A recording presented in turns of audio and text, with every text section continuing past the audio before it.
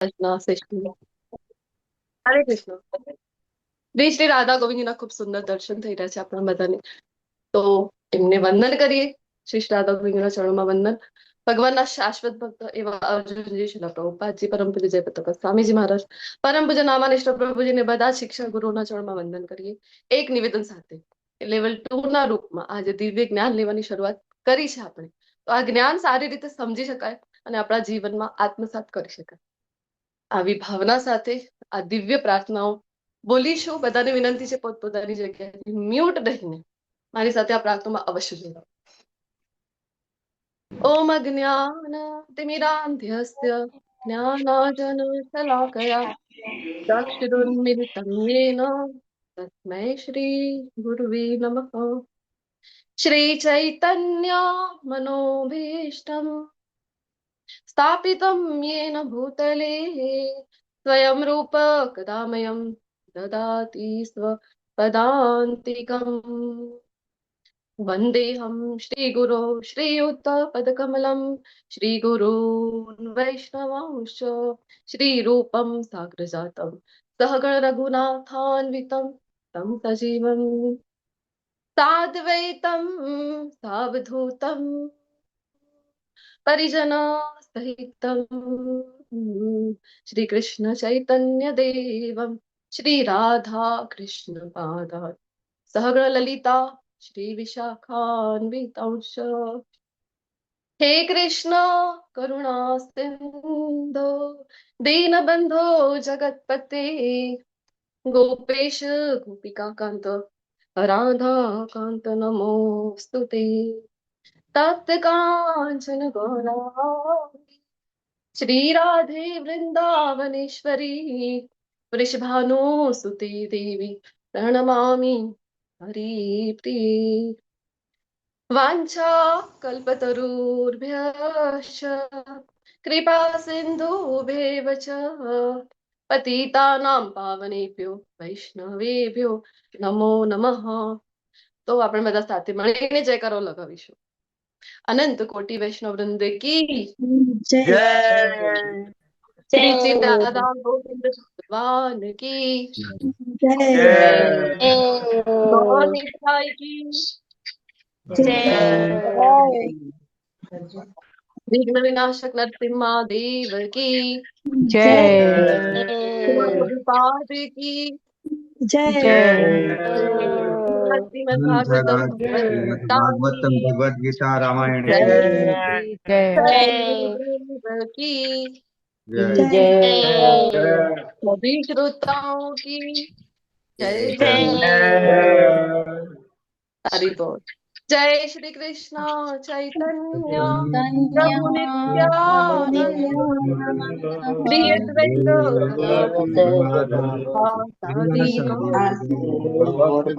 બધા માટે છે એટલે બધા હાથ ઊંચા કરીને એક हरे હરે कृष्णा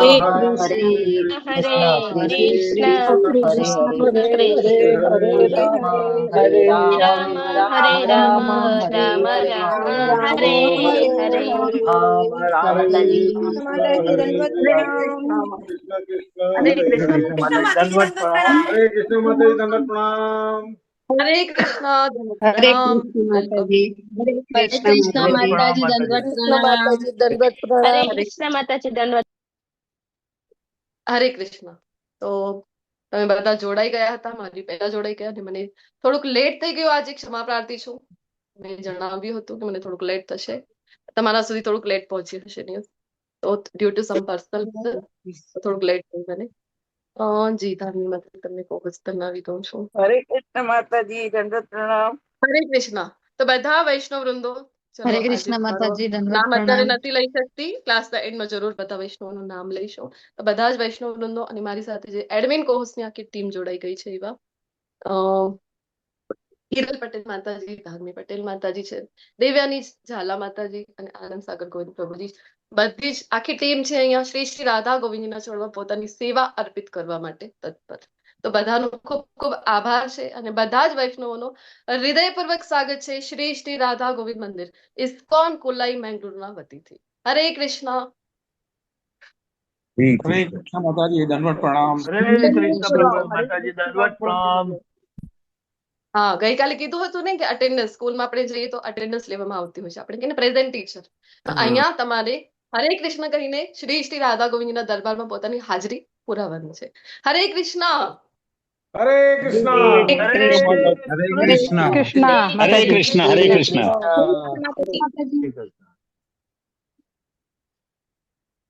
चलो आ रहा 69 कर दीजिए 30 बार। જી હરે કૃષ્ણ. તો શરૂઆત કરીએ આજના સેશનની. એની પહેલા જેમ આપણે કરતા હોય છે લેવલ 2 નો ક્લાસ છે, તો થોડુંક રિવાઇઝ કરતા હોય છે તેમ બધાને વિનંતી કરીશ કે એક એક લાઈનમાં તમારે જણાવવાનું છે કે ગઈકાલે જે આપણે ભણીને આવ્યા અધ્યાય 7 ના પ્રથમ પાર્ટમાં, પાર્ટ 1 માં. હરે કૃષ્ણ. અનમ્યુટ કરીને એક એક પોઈન્ટ તમે જણાવી શકો છો. 1.5 કલાકનું લેક્ચર કર્યું આપણે, ઇઝીલી આ તમે જણાવી શકશો. હરે કૃષ્ણ.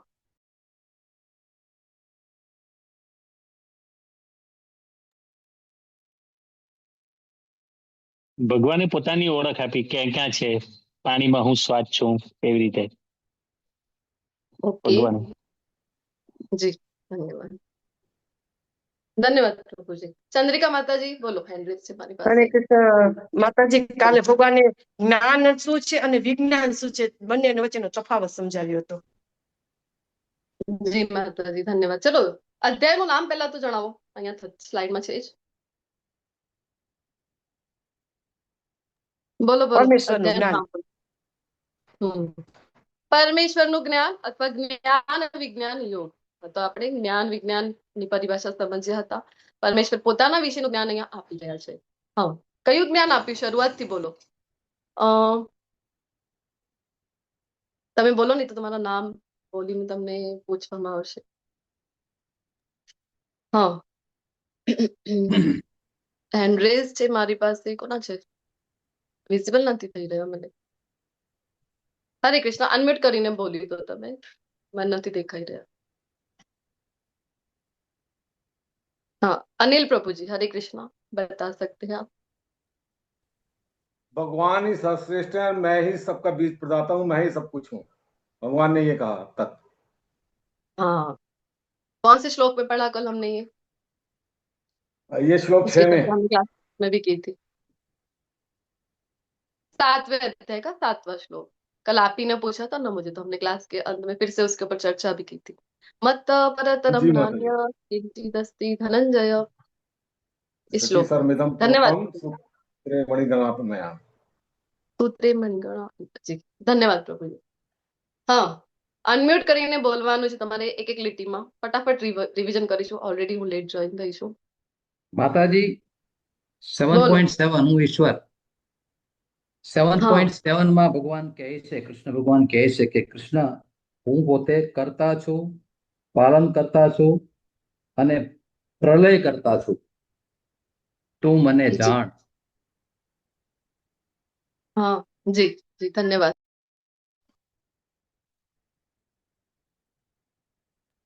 હા, હજી કયા કયા પોઈન્ટ ભણી રહ્યા છે? ફટાફટ ક્વિક રિવિઝન. આજનું કનેક્શન બેસ્ટ છે. એ તો હું કહેતી હોઉં છું હંમેશા. ગુજરાતીમાં અમારું ત્યાં કહેવત હજારો છે. મનુષ્યમાંથી કોઈ એક જ જીવ મને પામી શકે છે. 7.3 જી મનુષ્યાણામ સત્ય. હા જી જી પ્રભુજી. મરાઠીમાં કહેવત છે અમારી ત્યાં કે પુढे પાઠ आणि मागे સપાટ.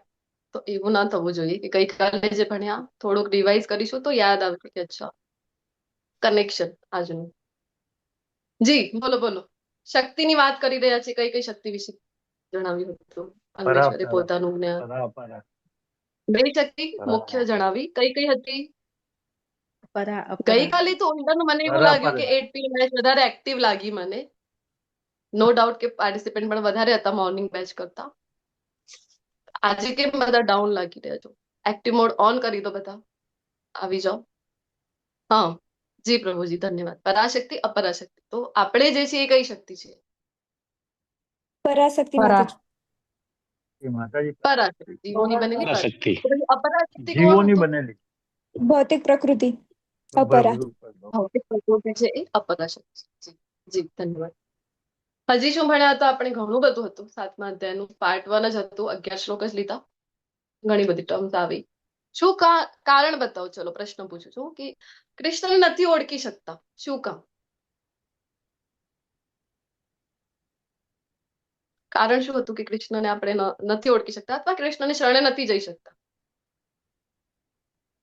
કારણ કોના કે લીધે? આપણે ત્રિગુણી માયામાં ફસાયેલા રહીએ છીએ એટલા માટે. જી શક્તિને કારણે. હા જી ધન્યવાદ. તો કારણ છે માયા, ત્રિગુણી માયા, જેના કારણે આપણે માયાનું નથી બંધન. જાણી શકતા. હા, પૂર્ણ પુરુષોત્તમ માયા પરમેશ્વર નથી જાણી. જી જી પ્રભુજી.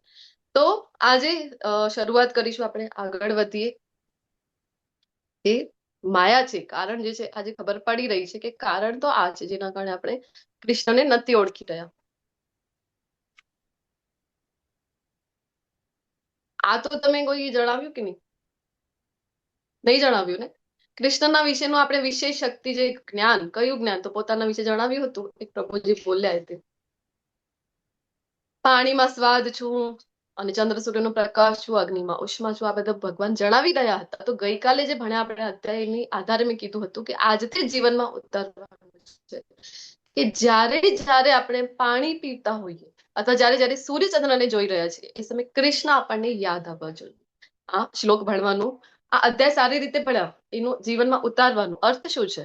હવે જે કૃષ્ણે કીધું ને 6.47 આપણે ચર્ચા ગઈકાલે કરી, મદગતે અંતરાત્મના, કે સતત મનમાં મારું જ સ્મરણ કરે છે. તો મારું સ્મરણ ક્યારે થાય? કૃષ્ણનું સ્મરણ ક્યારે થાય? ત્યારે કૃષ્ણ સાથે પ્રેમ હોય. અને ગઈકાલે ખૂબ ડિટેલમાં ચર્ચા થઈ, પ્રેમ ક્યારે હોય છે? ચિંતનમાં સતત કોણ હોય આપણો કે જેને આપણે ખૂબ પ્રેમ કરીએ છીએ?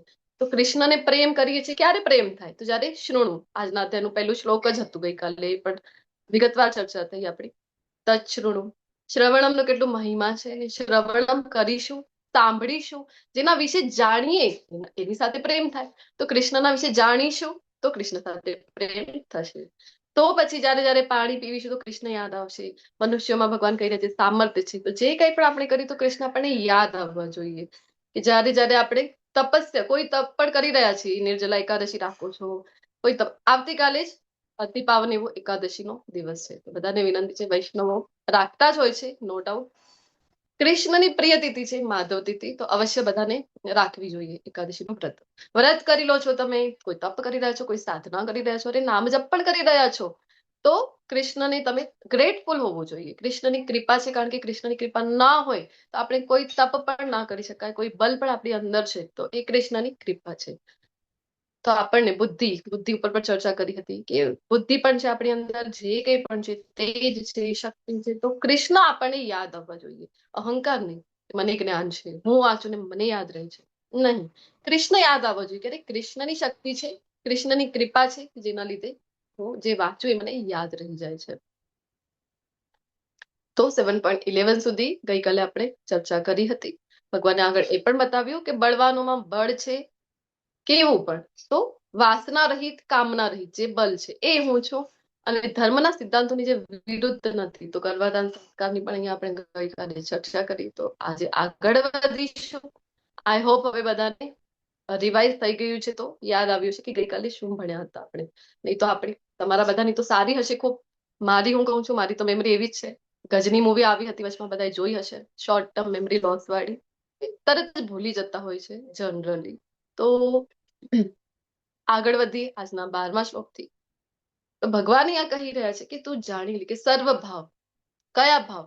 તો ત્રિગુણી માયાની વાત કરી રહ્યા છે. સત્વગુણ હોય, રજોગુણ હોય કે તમોગુણ હોય, તો બધા જ કહી રહ્યા છે કે મારી શક્તિ દ્વારા પ્રકટ થયેલા છે. ભગવાનની શક્તિ છે ત્રિગુણી માયા. આપણે ગઈકાલે પણ જોયું, ત્રિગુણી માયા કહી દો, પ્રકૃતિ કહો, માયાદેવી કહો, આ બધું એટલે શું છે? તો એક જ વસ્તુ છે. ભૌતિક પ્રકૃતિ કહીએ તો પણ એને જ રિપ્રેઝન્ટ કરી રહી છે. કોને? આજે માયા શક્તિ છે, એટલે કે 3 ગુણો બેસિકલી. અને ગુણનો અર્થ ગઈકાલે આપણે જોયું, એક અર્થ દોરડું પણ થાય છે, બંધન પણ થાય છે. આપણને લાગે અરે ક્યાં બંધન છે, તો ખુલ્લા છે મારા, જો કોઈ બંધન નથી. અરે આપણે બધા બંધનમાં છીએ. ઇનવિઝિબલ દોરી છે. કઈ દોરી છે? 3 ગુણની અને કઠપુતલીની જેમ છીએ આપણે વાસ્તવમાં. અને અત્યારે આપણે કારણ કે માયાને આધીન છીએ ને, તો માયાદેવીઓ નચાવી રહી છે આપણને, એવી રીતે આપણે નાચતા હોય છે. વાસ્તવમાં કઠપુતલી જ બનવું છે આપણે, તો કોના હાથની બનવી જોઈએ? તો જે માયાના પતિ છે. તો આગળ એ જ જણાવી રહ્યા છે ભગવાન કે બધું ભગવાન છે, બધું સ્વતંત્ર છે ભગવાન, પણ ભગવાન દ્વારા જ માયા શક્તિ બનેલી છે, ભગવાનને આધીન છે. આગળ કહે પણ છે ને કે મૈયા અધ્યક્ષેણ પ્રકૃતિ સૂયતે સચરાચરમ. અરે આ ભૌતિક પ્રકૃતિ તો મારી અધ્યક્ષતા હેઠળ, મારી દેખરેખ હેઠળ કાર્ય કરે છે. હું નિયંતા છું, હું સ્વામી છું. આ વાત સમજવી ખૂબ ઇમ્પોર્ટન્ટ છે. જનરલી શું થાય છે બધાને કે જોયું, અરે ભગવાન અહીંયા આયા તો ભગવાન પણ માયાને આધીન થઈ ગયા છે, એવું બધા માનતા હોય છે. પણ આ સમજવું ખૂબ ઇમ્પોર્ટન્ટ છે કે નહીં, ભગવાન માયાને આધીન ક્યારે પણ નથી થઈ શકતા. ભગવાન તો માયાના સ્વામી છે, માયાપતિ છે ભગવાન. તો પછી ઘણા લોકો આપણે કેટલા સ્ટોરીના સવારે વાત કરતા હતા, કેટલા સ્ટોરી મૂવી આવી 1 પાર્ટ. ફર્સ્ટ પાર્ટમાં તો એવું હતું ને કે બીજા સંપ્રદાયની છોકરી છે, બીજા દીકરીઓને, આપણા સનાતન ધર્મની દીકરીઓને પૂછે છે કે આવા ભગવાન હોય તમારા, કે આ તો રામ ભગવાન છે, આ તો રડી રહ્યા છે, શિવજી છે એ પણ દુઃખ મનાવી રહ્યા, આવા ભગવાન છે, પોતે જ પોતાની હેલ્પ નથી કરી રહ્યા, પોતે જ હેલ્પ છે, તો તમારી શું કરશે? અને આપણી દીકરીઓ દુર્ભાગ્ય કહેવાય. આપણે જેમ ચોથા અધ્યાયમાં પણ આવે છે ને કે આ પરંપરા લુપ્ત થઈ, ભગવાન કહી રહ્યા હતા અર્જુનજીને, અને ફરીથી રીએસ્ટેબ્લિશ કરવા અર્જુનજીને જ્ઞાન આપી રહ્યા હતા. તો પરંપરા તો નષ્ટ જ થઈ જાય છે. શું કામ? કારણ કે આપણે જ જ્ઞાન નથી લઈ રહ્યા. તો આપણે નથી લઈ રહ્યા, તો નથી લઈ રહી આપણે, એમ પર જ ના હોય તો એમાં વાંક એમનો પણ એટલો નથી, આપણું કહેવાય. તો કે આપણે જ્ઞાન આપ્યું નથી. કારણ કે બીજા સંપ્રદાયમાં જો તમે, તો બાળકો નાના હોય છે ત્યારથી જ as a part of life આપણે શું કરીએ કે અલગ માની કે નહીં, હવે કોઈ પણ સ્પિરિચ્યુઅલ એક્ટિવિટી થઈ ગઈ સનાતનમાં, સ્પેશિયલી આજકાલ આ જ થઈ રહ્યું છે, તો સમય ક્યાં છે? બધામાં તમે બાળકોને આગળ વધારશો, બધી એક્ટિવિટીમાં પારંગત હશે તમારું બાળક, પણ સ્પિરિચ્યુઆલિટીની વાત થઈ ગઈ, અધ્યાત્મ રિલેટેડ કોઈ વાત થઈ તો સમય ક્યાં છે અમારી પાસે? અમારા બાળકો બિઝી, અમે તો ડબલ બિઝી. તો આવી આપણી માનસિકતા છે. જ્યારે ધર્મમાં હોય છે, ધર્મ તો એક જ છે સનાતન. બીજા સંપ્રદાયમાં જોઈએ આપણે તો કેવું છે કે નાના હોય ને બાળકો, એ સમયથી જ એમને આ શિક્ષણ આપવામાં આવે છે. ભલે એવરીડે પ્રેક્ટિસમાં ના પણ હોય ઘણી વખત કોઈ સંપ્રદાયમાં, તો રવિવારના દિવસે તો મોકલે જ કે પોતાના ધર્મ વિશે જાણે, એ ભણે, તે પ્રેક્ટિસમાં લઈ આવે. તો એટલા માટે ખબર નથી હોતી, અને આપણે પણ આવી વાતોમાં આવી જઈએ કે અચ્છા વાત તો સાચી છે, નહીં અમારા ભગવાનમાં એટલી શક્તિ નહીં હોય ને, આ લોકોના ભગવાનમાં વધારે શક્તિ હશે. આપણે પણ એવા માનતા થઈ જઈએ, આપણા બાળકોને પણ ઇમ્પ્રેસ થઈ જાય તરત જ. આ ઇમ્પેક્ટ ખૂબ, પ્રભાવ જે છે ને ખૂબ ઊંડો પડી જાય છે. ખૂબ જરૂરી છે સમજવું કે અરે કૃષ્ણ તો માયાના પતિ છે, ભગવાનની લીલા છે. ભગવાન આ તો જો માયાની વાત ચાલી રહી છે, તો માયા તો કોઈને છોડી નથી શકતી, એટલી પ્રબળ છે. આગળના શ્લોકમાં આવે જ છે કે ખૂબ પ્રબળ છે. પાર્વતીજી સતીજી જયારે હતા, તો એમનો પણ પ્રસંગ આવે છે કે નહીં, કે એ પણ થઈ ગયા હતા કે એમને પણ એવું લાગ્યું કે શિવજીને પૂછે છે ને કે તમે કોની આરાધના કરતા હો છો હંમેશા? તો એ કહે છે ને કે એમનું તો મન જે છે એ સતત ભગવાનના સ્મરણમાં જાય છે. તો કોને સ્મરણ કરો છો તમે? તો એ કહે છે કે પ્રભુ શ્રી રામનું સ્મરણ કરતો હોઉં છું નિત્ય. અને એ સમયે જે ઘટના ચાલી રહી હતી પૃથ્વી ઉપર, તો શું ચાલી રહ્યું હતું કે સીતાજીનું હરણ થઈ ગયું છે, અને પ્રભુ શ્રી રામ છે એ વિલાપ કરી રહ્યા છે, અહીંયા ત્યાં શોધી રહ્યા છે, રડી રહ્યા છે વિરહમાં. આ જયારે પાર્વતીજી જોઈ રહ્યા છે, તો એ પણ મોહિત થઈ જાય છે. એ પણ એમને પણ લાગે છે આવું કેમ હોઈ શકે, ચલો હું પરીક્ષા લઈ લઉં. અને આવે છે ને એ પણ કે સીતાજીનું રૂપ લઈને પ્રભુ શ્રી રામ એમને કહી શકે, માતા એકલા આવ્યા તમે, અમારા પ્રભુ ક્યાં છે? અને એ સમય પછી શિવજીને પણ આ નથી ગમતું, ખોટું લાગશે ને. એની પાછળ કહેવાય છે કે વામ અંગ, ડાબી બાજુ પાર્વતી માતાને, શક્તિ માતાને બેસાડવાનું શિવજી મના કરી દે છે. તો આવી ઘટનાઓ ઘણી આવી છે. માયાની વાત કરીએ આપણે તો જો બ્રહ્માજી મોહિત થઈ જાય, શિવજી મોહિત થઈ જતા હોય છે, કારણ કે માયા ખૂબ પ્રબળ છે, આનાથી બચવું. અને સંસારમાં તો કોઈ પણ આવી જાય, આપણે તો માયાને આધીન છીએ. અહીંયા ભગવાન કહે છે કે પ્રકૃતિ, ભગવાન જે છે એ સ્વતંત્ર છે, પ્રકૃતિના આધીન નથી. અને આગળના શ્લોકમાં કહે છે ગુણાતીત છે ભગવાન. તો આ આપણે સમય આગળના શ્લોકમાં જઈએ, જેમ ભગવાન કહી રહ્યા છે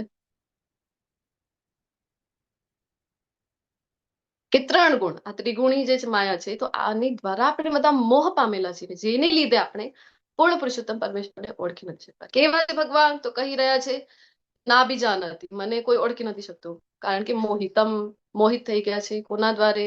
તો 3 ગુણો દ્વારે. તો કેવા છે ભગવાન? અહીંયા કહી રહ્યા છે ગુણાતીત તથા અવિનાશી. તો ગુણાતીત આપણે 14મા અધ્યાયમાં ચર્ચા કરતા હોય છે ગુણોની જે 3 અવસ્થા. એક છે ગુણાધીન, ગુણાતીત અને ગુણાધીશ. તો તમારે જણાવવાનું છે ત્રણેયનો પરિભાષિત કરો. ચલો શોર્ટમાં. ગુણાધીન અવસ્થા એટલે સૌથી પહેલા જણાવો, અને ઉદાહરણ પણ આપવાના છે કે કોણ આવે માયાની અંદર. ગુણોને અધીન છે તે આપણા જેવા જીવો. જી ગુણાતીત એટલે ગુણાથી ભગવાન પર, અને ગુણાધીશ છે. ભગવાન ગુણાધીશ છે કારણ કે ગુણો એના અધીન છે. ભગવાન જી. ગુણાધીશ અને ગુણાતીત બંને છે. હા, તો ગુણાધીશ કોણ હોઈ શકે? ભગવાન. ભગવાન. ભગવાન એની સિવાય કોઈ થઈ શકે? ના નથી ના. ના, કોઈ પણ ગુણાધીશ થઈ નહીં થઈ શકે, ગુણાતીત થઈ શકે. ગુણાતીત કોઈ થઈ શકે. ગુણાતીત થઈ શકાય. આપણે ત્રણેય ગુણો ઉપર પહોંચીએ ત્યારે, પાર કરી દઈએ ત્યારે.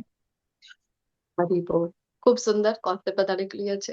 ગુણાધીન, આપણે બધા ગુણોને આધીન છીએ, માયાદેવીને આધીન છીએ, તો આપણે છીએ ગુણાધીન. ગુણાતીત કોણ છે? તો ગુણોથી જે પર છે. ભગવાન પોતે તો છે જ ગુણાતીત, અને ભગવાનના જે ભક્તો છે પણ ગુણાતીત અવસ્થામાં છે, અને જે પણ આચાર્યો આવે છે, ગુરુ મહારાજ છે, બધા ગુણાતીત છે, ગુણોથી પર છે.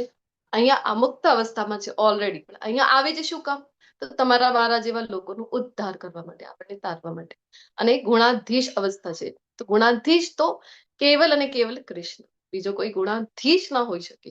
તો આ સમજવું ખૂબ ઇમ્પોર્ટન્ટ છે. પ્રભુપાદજીનો પ્રસંગ આવે છે ને, એ પ્રભુપાદજીને બધા જે લોકો છે એ પૂછતા હતા કે અરે માયા તો ખૂબ પ્રબળ હોય છે, ભગવાન પણ આ પૃથ્વી ઉપર આવે તો માયાથી બચી નથી શકતા, એ પણ તો માયાને આધીન થઈ જતા હોય છે. તો પ્રભુપાદજી શું કહેતા, અચ્છા ભગવાન આવે તો ભગવાન માયાને આધીન થઈ જાય, તો માયા મોટી થઈ ગઈ ને, અરે ભગવાનને વશ કરી લે તો મોટી થઈ ગઈ, ભગવાન કરતા મોટી થઈ ગઈ. તો એક કામ કરવું જોઈએ, આપણે તો માયાની પૂજા કરવી જોઈએ, માયાને આપણે માનવું જોઈએ. તો પછી એ લોકો ચૂપ થઈ જતા અને રિયલાઇઝ થતું કે નહીં, વાત તો સાચી છે, ભગવાન માયા પતિ છે. અને આ પિક્ચરમાં આપણે જે જોઈ રહ્યા છે કે દોરડાથી નચાવી રહી છે માયાદેવીઓ છે. તો એક સુંદર ભાવ મને અહીંયા યાદ આવી રહ્યું છે, સુંદર ભજન છે કે અરે કઠપૂતળી જ બનવું છે તો કૃષ્ણ ના બની જાઓ. તો આ ભાવ સાથે એક ભજન આવતું હોય છે કે ઓ મારા ગિરધર લાલ તારો નચાયો નાચો રે, હે મારા ગિરધર, તું મને જેવી રીતે નચાવીશ ને એવી રીતે હું નાચવા તૈયાર છું. તો આપણે પણ આપણું આ જે દોરડું છે એ કૃષ્ણને સોંપી દેવું જોઈએ. આ શ્લોકમાં ભગવાન આ સમજાવી રહ્યા છે કે આ જે પ્રકૃતિ છે એને પાર કરવી અત્યંત દુષ્કર છે. ખૂબ સુંદર શ્લોક છે ને, બધાને આ કંઠસ્થ થવું જોઈએ, આવડતું હશે આઈ થિંક. તો ચલો સાથે મળીને બોલીએ. દેવી એષા ગુણમયી મમ માયા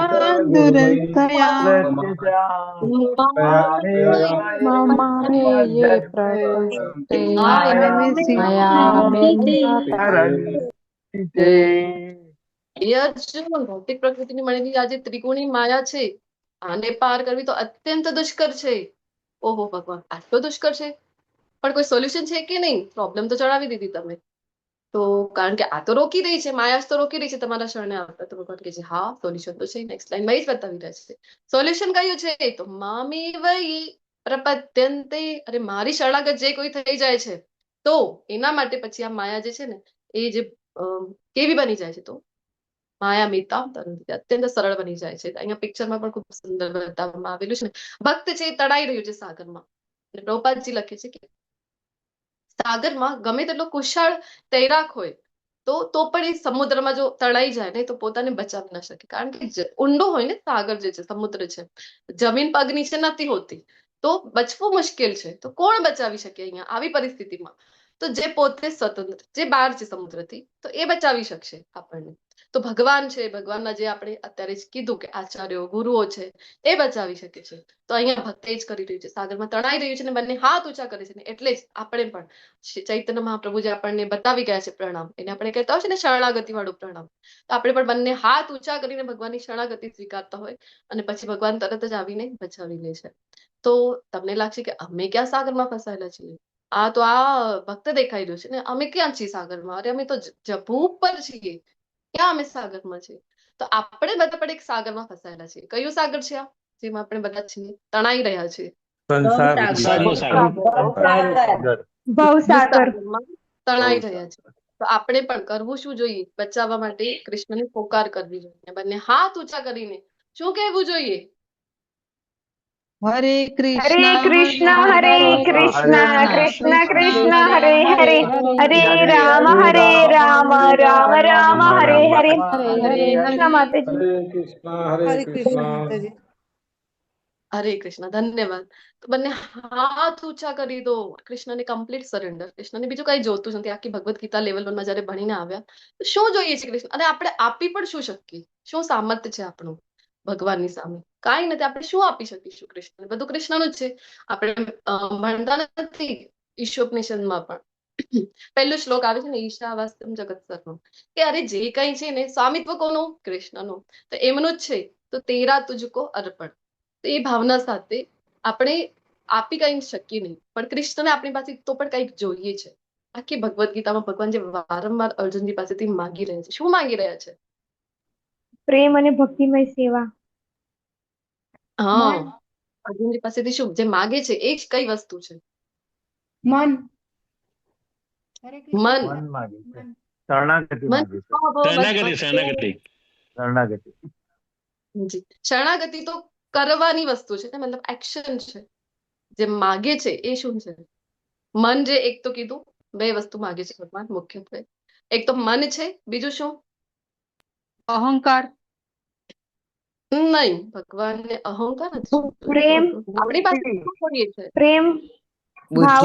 મન બુદ્ધિ. બુદ્ધિ. બુદ્ધિ કોણ બોલ્યા? યશોધ્ર. જી માતાજી, ધન્યવાદ. મય્યેવ મન આદત્સ્વ કહે છે ને, અરે મન મારામાં લગાવો. અને બીજું શું? તો બુદ્ધિ. મયી બુદ્ધિ નિવેશય. બુદ્ધિ છે એ મારામાં લગાવી દે. તો ભગવાનને તો મન અને બુદ્ધિ એ જ ભગવાન કહે છે કે મારામાં લગાવ. બીજું આપણે આપી પણ શું શકીશું કૃષ્ણને? એ કૃષ્ણને આ જ જોઈએ છે. અને આપણે કઈક એ જ, અરે કહો ભગવાન તમે, ત્યાં હું મન લગાવી દઉં. તમારામાં મન મારું નથી લાગતું.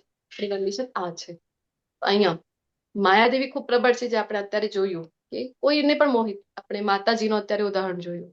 બ્રહ્માજી પણ મોહિત થઈ જાય છે. તો આપણે તો કહેવાય છે ને હિન્દીમાં, કોણ સે ખેત કી મૂલી, એવી રીતે હમ કિસ ખેત કી મૂલી હે. તો બહુ ઇઝીલી આપણે પણ માયાની આધીન થઈ જઈએ છીએ, કારણ કે માયાના ખોળામાં જે બેઠા છે એને માયાદેવી એક વખત ઓછું હેરાન કરશે, કારણ કે એ તો ઓલરેડી માયાને આધીન જ છે. પણ હવે આપણે જયારે પ્રયત્ન કરીશું ને નીકળવા માટે, તો ખૂબ પ્રોબ્લેમ્સ આવે છે. સ્ટાર્ટિંગમાં જયારે ભક્તિના માર્ગ ઉપર આવીએ ને, કારણ કે શસ્ત્રો ઉપાડી દીધા છે, માયાની અગેન્સ્ટ આવી ગયા છે. તો બ્રહ્માજીની વાત કરી રહ્યા છે શ્રીમદ ભાગવતમ. કયો પ્રસંગ છે બોલો? જ્યાં બ્રહ્માજી મોહિત થઈ ગયા છે. બ્રહ્મમોહન લીલા. બ્રહ્મ વિમોહન લીલા. બ્રહ્મ વિમોહન લીલા. બ્રહ્મ વિમોહન. બ્રહ્માજી જયારે જોઈ રહ્યા છે, બધા ગોપાળો છે, સરસ મજાનું પિકનિક ચાલી રહ્યું છે, ભગવાન ગોચારણ લીલા છે, સરસ મજાનું બધા ટિફિન ખોલીને બેઠા છે, એકબીજાને ખવડાવે છે, એકબીજાને પોતાના મૈયાની હાથનું જે વસ્તુ છે, તમે આ ચાખો, તમે આ ચાખો, કૃષ્ણને બધું ઓફર કરે છે. અને એમાં ભગવાનનો એક મિત્ર છે મધુમંગલ. એ મધુમંગલ કઈક લઈ આવ્યો છે, છુપાવી રહ્યો છે, આપી નથી રહ્યો કૃષ્ણને. અને કૃષ્ણની તો દ્રષ્ટિ પડે છે, અરે મધુમંગલ કઈક છે, તું મને નથી આપી રહ્યો, બતાવ શું છે તારી પાસે, શું છે? તો મધુમંગલ છુપાવે છે. ને પછી ગોપબાળો કહી દે છે કન્હૈયાને, એ કન્હૈયા, મધુમંગલની મૈયાએ કીધું હતું કે આજે છાશ લઈ આવ્યો છે, કઢી લઈ આવ્યો છે, તો ખાટી છે, થોડી વાસી છાશની છે બનેલી. તો કીધું હતું કે આ કન્હૈયાને નહીં આપતો, કન્હૈયાનું ગળું દુખ્યા હશે, તો કન્હૈયાને નહીં આપતો તું, એટલા માટે એ છુપાવી રહ્યો છે તમારાથી. અને બસ હવે તો કન્હૈયાને આ જ જોઈએ છે. અને મધુમંગલ સંતાડે છે, પણ સક્સેસફુલ નથી થતા. અને પછી એ લઈને દોડે છે કે કન્હૈયો તો નહીં માને. તો આગળ મધુમંગલ છે, પાછળ કન્હૈયો છે. અને પછી આગળ જઈને જયારે જોયું મધુમંગલે, આ તો મને પકડી જ લેશે હવે, તો ફટાફટ પોતે પી જાય છે અને મટકીને ફોડી દે છે નીચે. અને જયારે મોઢામાં છે કડી, હવે એટલી ફાસ્ટ કેવી રીતે કટકશે? આ પણ તો બાળક જ છે. તો મોઢામાં આમ ગુબ્બારાની જેમ પકડીને રાખેલી છે કડી. અને એ સમય જયારે કન્હૈયા નજદીક પહોંચી જાય છે, એની સમીપ પહોંચી જાય છે, તો શું કરે છે ભગવાન? તો ભગવાન જઈને આમ, નાના બાળકો નથી કરતા મોઢાનું બલૂન, આમ ફોડી નાખે છે. તો કડી જે છે મોઢામાંથી બહાર નીકળી જાય છે, ને આખા મોઢા ઉપર પ્રસરી જાય છે. અને જ્યારે ભગવાન જે છે ને શું કરી રહ્યા છે, ભગવાન જયારે પ્રેમમાં આવી જાય છે ને, એટલે એક ભાવ આપણે હંમેશા લેતા હોય છે ને, ભગત કે વશ में है ભગવાન. ભગવાન કે છે અહમ ભક્ત પરાધીન, અરે હું મારા વશમાં નથી. તો કોના વશમાં છો ભગવાન? અરે હું તો અહમ ભક્ત પરાધીન, મારા ભક્તોને આધીન છું. ભાગવતમાં કહે છે એટલે જ કીધું છે કે ભગત કે વશ મેં હૈ ભગવાન.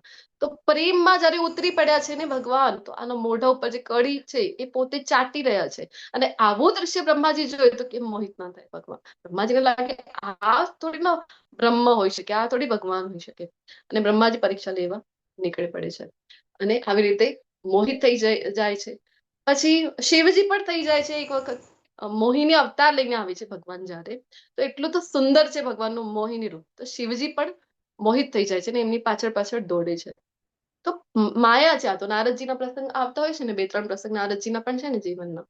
એ એક વખત એમની ઈચ્છા હતી કે માયા જોવી છે મારે, ભગવાન થવાને, માયાના દર્શન કરવા. ભગવાન કે છે રહેવા દો, તમે આજ ઠીક છે, તમને ભક્તિ કરતા હો છો, બધાને ભક્તિમાં લઈ આવો છો, આજ ઠીક છે. કે છે ના ના, જોવું તો છે.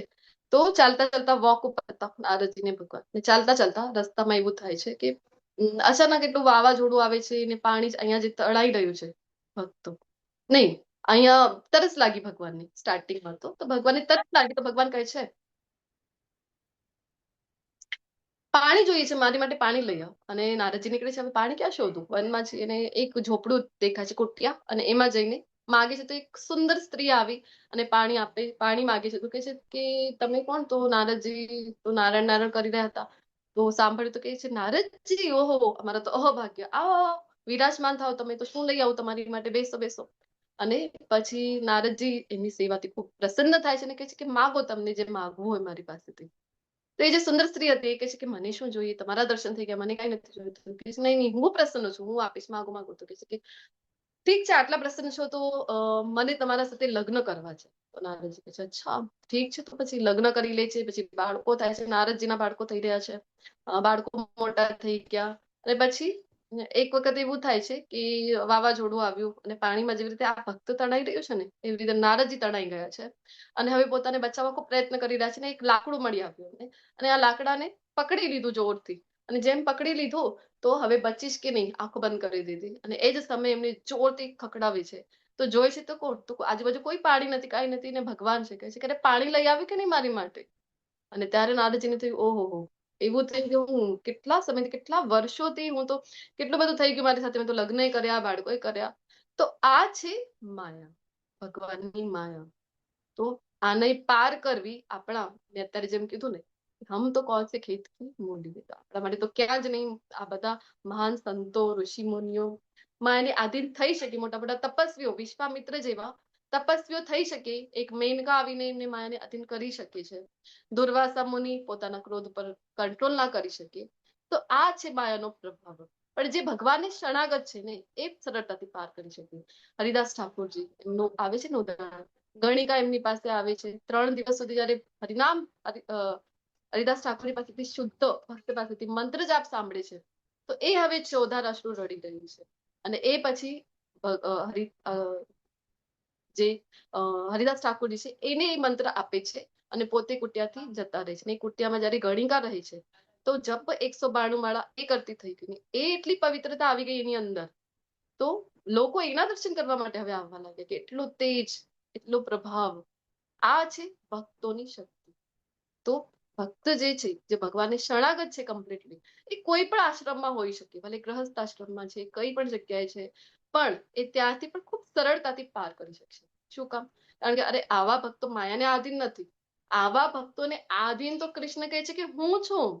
અત્યારે ચર્ચા કરીને આપણે અમરીશ મહારાજના પ્રસંગમાં આવે છે ને અહમ ભક્ત પરાધીન. અરે આવા ભક્તોને આધીન તો આપણા ભગવાન થઈ જાય છે. આગળ વધીએ તો માયા તો એટલી પ્રબળ છે, ગોસ્વામીજીનો પણ ચોપાઈ પણ છે એના ઉપર. તુલસી સબ છલ છોડી કે કીજે રામ સનેહ. તુલસીદાસજી શું કહી રહ્યા છે કે બધા છલ છોડીને શું કરો તમે? રામ સનેહ. તો થશે શું? તો કીધું છે કે માયા તાસો મિલહી જો નહીં મન મે સંદેહ. તો આવા ભક્ત જે બધું છોડીને કેવલ એક જ કાર્ય કરી રહ્યા છે. કયું કાર્ય? કીજે રામ સનેહ. રામ, પ્રભુ શ્રી રામને, ભગવાન શ્રી કૃષ્ણને સ્નેહ કરી રહ્યા છે, પ્રેમ કરી રહ્યા છે. તો આવા ભક્તની સમક્ષ જે માયા છે એ નતમસ્તક છે, કારણ કે માયાના સ્વામી કૃષ્ણ છે ને. તો પછી પ્રેમમાં કોઈ છે ને ભગવાનના, તો કૃષ્ણ એને ઓર્ડર આપે છે કે એ માયા તું હેરાન નહીં કરતી, આ તમારો ભક્ત છે. તો આપણને લાગે અચ્છા સોલ્યુશન પ્રોબ્લેમ બતાવી દીધી પહેલા તો ભગવાને કે શું કામ ભગવાને નથી જાણતા ત્રિગુણી માયા છે પ્રોબ્લેમ એ સોલ્યુશન આપી દીધું સોલ્યુશન કયું ભગવાન અરે સોલ્યુશન તો આ જ છે કયું છે શરણાગતિ મામેવૈ પ્રપદ્યન્તે ઓકે તો ભગવાન બધા જ તમારી શરણે આવી જતા હશે નહીં તમારી શરણાગતિ સ્વીકાર કરતા હશે ભગવાન કહે છે ના ના ના ના 4 પ્રકારના એવા નમૂનાઓ છે જે ક્યારે પણ મારી શરણે નથી આવતા એ કયા છે ભગવાન નમામ દુષ્કૃતિનો મૂઢા પ્રપદ્યન્તે નરાધમા અરે મૂઢા મૂર્ખ પહેલી કેટેગરી કીધી છે કે મૂર્ખ કઈ છે તો શિલા પ્રભુપાદજી તો એને ગધેડા સાથે સરખાવે છે કારણ કે આખો દિવસ ગધેડાની જેમ મજૂરી કરી રહ્યા છે શું કામ ગધેડો શું કરે છે આખો દિવસ મોટો ભાર પોતાના ઉપર લઈને જઈ રહ્યો છે ભાર વહન કરી રહ્યો છે આટલો હાર્ડવર્ક કરી રહ્યો છે શું કામ કે સાંજે મને ને લીલી લીલી ઘાસ ખાવા મળશે મારો સ્વામી જે છે એ મને લીલી ઘાસ આપશે અરે વિચાર કરો જો નહીં કરે તો અરે ગધેડા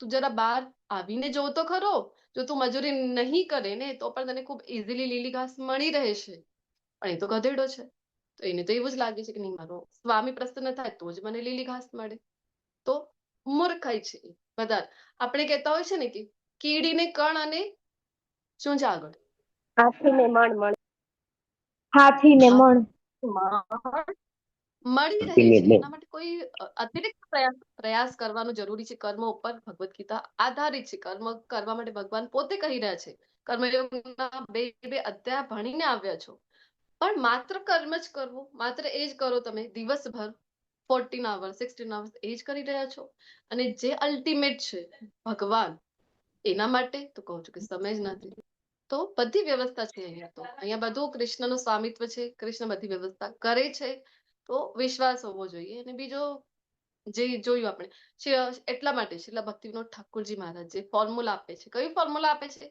ફોર ટાઈમ મેનેજમેન્ટ 8 + 8 + 8 14 કલાક કામ જ કરવું હા નહીં 8 + 8 + 8 8 કલાક જી માતાજી ધન્યવાદ 8 + 8 + 8 8 કલાકમાં જ તમે કાર્ય કરો જરૂરી છે આપણે જે આશ્રમમાં છીએ એ આશ્રમમાં ખૂબ જરૂરી છે પરિવાર લઈને બેઠા છે ખૂબ જરૂરી છે પરિવારનો ભરણ પોષણ કરવું જવાબદારી છે આપણી ભગવાન ભગવદ ગીતામાં ક્યારે નથી કહી રહ્યા તમારી જવાબદારી છોડી દો બધું છોડવા માટે ભગવાને કીધું જ નથી એકચ્યુઅલી ક્યારે પણ તો કર્મ તો કરવું જ છે ભગવાને સમજાવે છે કે કર્મ તો આસક્તિથી કરો અને કર્મના ફળ પ્રત્યે અનાસક્ત રહો અને ભગવાન કહે પણ છે ને કે મારો ભક્ત તો દક્ષ હોય છે એ કાર્ય કરશે દક્ષતાપૂર્ણ કરશે અને આપણે પણ એને સમજવા શીલા ભક્તિવિનોદ ઠાકોરજીનું જ ઉદાહરણ લેતા હોય છે ત્રીજા અધ્યાયમાં તો કાર્ય તો ખૂબ દક્ષતાપૂર્ણ કરો પણ આખો સમય આ જ નહીં કારણ કે ખૂબ દુર્લભ છે માનવ જીવન ગોસ્વામીજીની ચોપ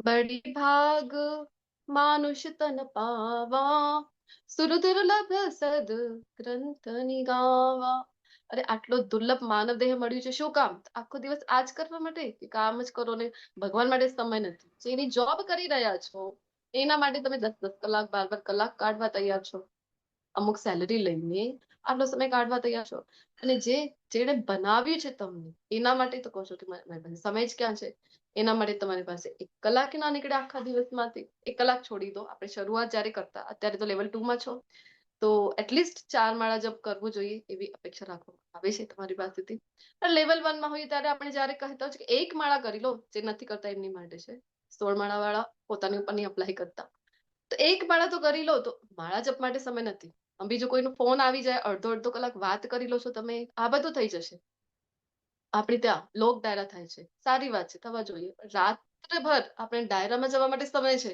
કોઈ કહે છે કે ભગવદ ગીતામાં આવતો તો સમય ક્યાં છે મારી પાસે તો એવો એટીટ્યુડ એવો વલણ છે આપણું શું કામ તો આ કેટેગરી થઈ ગઈ કૃષ્ણ કહે છે મૂર્ખ મૂઢા ક્યારે મારી શરણે નહીં આવે તો બીજું નરાધમ નરોમાં અધમ છે આપણે જગાઈ મદાઈનું ઉદાહરણ લેતા હોય છે અને પરિવાર બ્રાહ્મણ કોણ મળ્યું છે વૈષ્ણવ મળ્યું છે આજુબાજુ નાનપણથી સેવા જોઈ રહ્યા છો તોય તમે કૃષ્ણના શરણે નથી આવી રહ્યા આ તો તમે નરોમાં કૃષ્ણ કહે છે નરાધમ ક્યારે નહીં આવે મારી શરણે માયા અપરત જ્ઞાન માયા દ્વારા જેનું જ્ઞાન ભણાઈ ગયું છે મોટા મોટા સાહિત્યકારો વૈજ્ઞાનિકો આ કેટેગરીમાં આવે બધા નથી આવતા આપણે જોયું કે ચંદ્રયાન 3 જયારે લોન્ચ કરવામાં આવ્યું સફળતાપૂર્વક તો એના જે આઈ થિંક ઇસરોના જે ચેરમેન હતું એમનું કોઈને ખ્યાલ હોય તો લખી શકે છે ચેટ બોક્સમાં એમનો તો વિડીયો આવ્યો હતો, તમે જોયું હશે.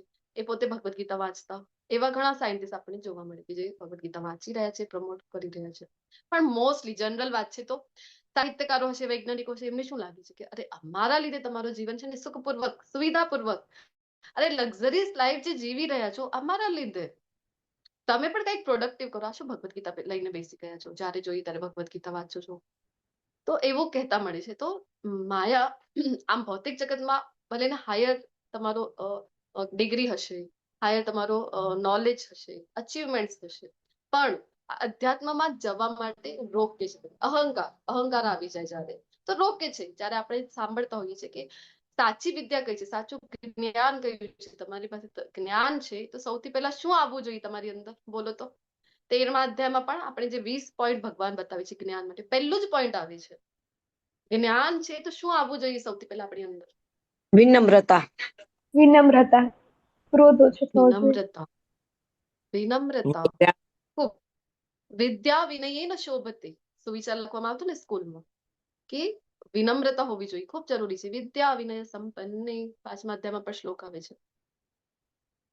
વિનમ્રતા બતાવે છે કે કેટલા જ્ઞાની છો તમે. અહંકાર આવી ગયું તો એને ભગવાન તો જ્ઞાન જ નથી કહેતા, આવા જ્ઞાનને તો આ માયાદેવી દ્વારા જ્ઞાન જે છે તમારું, કયું જ્ઞાન? આધ્યાત્મિક જ્ઞાન હાણી રહ્યું છે. અને જેના લીધે કૃષ્ણ કહે છે મારા જોડે નહીં આવી શકે. ચોથી કેટેગરી કહે છે આસુરમ.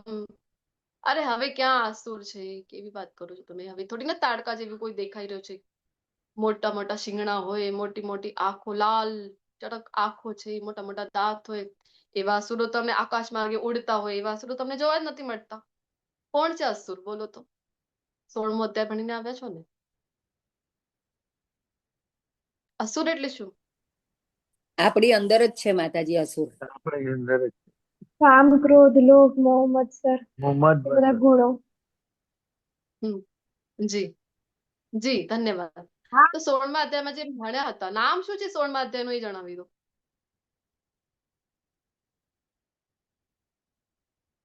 દેવી અસુરી ગુણ. 16મા અધ્યાય નહીં. દેવી તથા દેવી અસુરી, આસુરી સંપદા.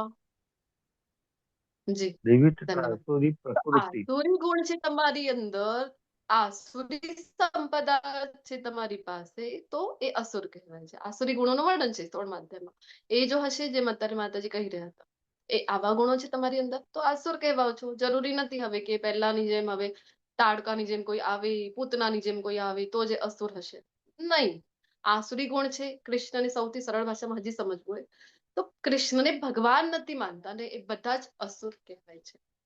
તો કૃષ્ણ કહે છે મારા શરણે ક્યારે પણ નહીં આવી શક્યા 4 પ્રકારના લોકો. અહીંયા ઉદાહરણ જોઈએ છે આપણે, કથા મજૂરી. બીજું જગાઈ માતાજીનું ઉદાહરણ આપણે ચર્ચા કરીએ ને. અસુરો તો હતા જ, જે અસુરો હતા એ તો હતા જ. હિરણ્યકશિપુ હતું, સહસ્ત્રાર્જુન છે, અહીંયા રાવણ હતું. તો આ બધા અસુરો તો હતા જ, પણ જેમ અત્યારે વાત કરી, આસુરી ગુણ જો આપણી અંદર હોય તો આપણે પણ અસુર જ છીએ. તો આપણે ક્યારેય કૃષ્ણના શરણે નહીં જઈ શકીએ. અચ્છા કૃષ્ણ, તો તમારી શરણે કોઈ આવે છે ખરો? આવે છે ને. કોણ આવે છે કૃષ્ણ? અરે 4 પ્રકારના લોકો મારી શરણે પણ આવે છે. કોણ છે એ ભાગ્યવાન? તો કૃષ્ણ કે પોતે જ એને ભાગ્યવાન કહી રહ્યા છે, સુકૃતિનો જ પુણ્યવાન કહી રહ્યા છે કૃષ્ણ. કોણ નથી આવી શકતું, કોણ આવે છે? તો કહે છે કે ચતુર્વિધા ભજન્તે મામ. 4 પ્રકારના લોકો મને ભજે છે. જના સુકૃતિનો અર્જુન. અરે સુકૃતિવાન છે આ 4 પ્રકારના લોકો. તો કૃષ્ણ કેટલા કરુણાવાન છે, કેટલા દયાનિધિ છે. અહીંયા એક ઉદાહરણ મળી રહ્યું છે આપણને. કારણ કે ભગવાન જે કેટેગરી બતાવી રહ્યા છે, આર્ત જિજ્ઞાસુ રથાર્થી જ્ઞાની ચ ભરતર્ષભ. આર્ત એટલે દુઃખી, બધે દુઃખમાં યાદ કરો છો ને કૃષ્ણને, તો પણ કૃષ્ણ શું કહી રહ્યા છે આપણા માટે? અરે સુકૃતિવાન છે, પુણ્યવાન છે. સુકૃતિ 2 પ્રકારની હોય છે, એ તો ખ્યાલ છે ને તમને. એક છે જ્ઞાત સુકૃતિ ને બીજી કઈ છે? અજ્ઞાત સુકૃતિ. અજ્ઞાત સુકૃતિ. જ્ઞાત સુકૃતિ. તો જ્ઞાત સુકૃતિમાં તો ઠીક છે, આપણને આ કરવું જોઈએ, સારા કર્મો છે એ કરી, જાણી જોઈને કરી, ખબર છે ને કરી રહ્યા છે, તો જ્ઞાત સુકૃતિ. અને અજ્ઞાત સુકૃતિ તમને ખબર નથી. તમે ફોર એક્ઝામ્પલ ભોજન તમે લઈ રહ્યા છો, ખીચડી તમને ખૂબ ગમી, તમે કીધું કે અરે વાહ કેટલી સરસ બની છે ખીચડી, અને એ તો પ્રસાદ હતું કૃષ્ણનું, તમને ખબર નહોતી, તો તમે એના વખાણ કર્યા ને, તો આ પણ અજ્ઞાત સુકૃતિ થઈ ગઈ. આવી રીતે કોઈને તમે માર્ગ બતાવી દીધો, કોઈ ભક્તો જઈ રહ્યા હતા, કોઈને હેલ્પ કરી દીધી, તો આને કહેવાય છે અજાણતા જે કરીએ અજ્ઞાત સુકૃતિ. આપણે શું કરી શકાય? જે લોકો ભક્તિમાં નથી એ લોકોને આપણે સુકૃતિ એમના ખાતામાં એડ કરી શકાય છે. અને આપણે પ્રસાદ ખવડાવીશું ભગવાનનો. કોઈને કોઈ રીતે હરિનામ પહોંચાડીએ, હરિકથા કાંઈ પણ એવું કાર્ય કરીએ, ઇનડાયરેક્ટલી એને ડાયરેક્ટલી નથી આવી રહ્યા ભક્તિમાં, તો ઇનડાયરેક્ટલી કાંઈક એવું કરીએ. ધારો કે ફોર એક્ઝામ્પલ બાળકોનું વિશે કાઢ્યું હતું, તો બાળકોને ઇન્વોલ્વ કરવું છે આપણે, સેવા નથી કરી રહ્યા ને, તો જેમાં એ એક્સપર્ટ હશે, ધારો કે ડ્રોઈંગ કે કાંઈક એમને સારું આવડી રહ્યું છે ક્રાફ્ટ પર, તો એવું કંઈક બનાવીશું કે મંદિરમાં ડેકોરેટ કરવા, ઘરમાં જે મંદિર છે એમની પાસે બનાવડાવીને પછી ભગવાન પાસે અર્પણ કરીશું. અધરવાઇઝ બાળકોની કોઈ કુકિંગ નો શોખ છે તો એમની પાસેથી બનાવડાવીને ભગવાનને અર્પણ કરાવીએ. તો આ બધું શું થઈ ગયું કે કેક બનાવવું ગમે ને બાળકોને મોસ્ટલી, તો આવું કંઈક બનાવીને ભગવાનને અર્પણ કરીએ તો અજ્ઞાત સુકૃતિ એમના ખાતામાં એડ થઈ ગઈ છે. તો આવી રીતે કરી શકાય. તો ભગવાન કહી રહ્યા છે આ તો, અરે દુઃખમાં પણ મારી પાસે આવે છે તો કૃષ્ણ કે છે અરે પુણ્યવાન કહી રહ્યા છે આવા લોકોને. જનરલી દુઃખ આવે તો કૃષ્ણ યાદ આવે કે એ દ્વારિકાધીશ, બધું સારું ચાલે તો ભલે એટલા યાદ ના આવે, પણ દુઃખમાં તો તરત જ યાદ આવી જાય. થોડીક તો કૃપા દ્રષ્ટિ કરો, કાંઈક તો જુઓ મારી પાસે.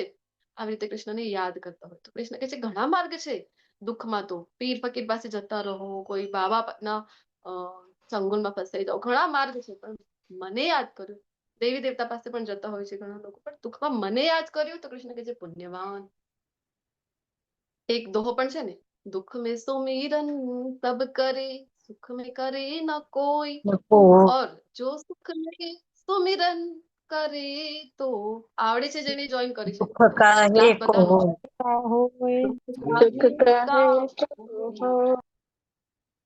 જી ધન્યવાદ. તો આવું છે આપણું, સુખમાં ભલે આટલું યાદ ના આવે પણ દુઃખમાં તરત જ કૃષ્ણ યાદ આવી જાય તો પણ સારી વાત છે. કૃષ્ણ કહે છે પુણ્યવાન છે. બીજી કેટેગરી તો કહી રહ્યા છે જિજ્ઞાસુ, જિજ્ઞાસા ખાતર, જાણવા ખાતર જિજ્ઞાસા થઈ કે મને જાણવું છે. આ શું કરતા હોય છે? આ ઇસ્કોનમાં રોજ ક્લાસ લઈને બેસી જાય છે, અરે વારંવાર લેવલ 1 માં જતા હોય છે આ મારા ઓળખીતા લોકો. તો વારંવાર પરીક્ષા પ્રભુ જે દેખાતા હોય છે, મોર્નિંગની બેચમાં હોય કે અત્યારની બેચ હોય. ઘણા બધા પાર્ટિસિપેન્ટ છે, અત્યારે નામ મને નથી યાદ આવી રહ્યા, ઘણા બધા પાર્ટિસિપેન્ટ છે જે આજે મેં સવારના જે ક્લાસ લીધું 8 વાગ્યાનું, આ જ ક્લાસ હતું 7 ચેપ્ટર અને સેકન્ડ પાર્ટ, અને તો પણ અત્યારે મારી સાથે જોડાયા છે. એવું નહીં કે અચ્છા જોડાઈ ગયા, એ જ માતાજી છે, એ સ્લાઇડ છે, એ જ કહેવાના છે, નહીં.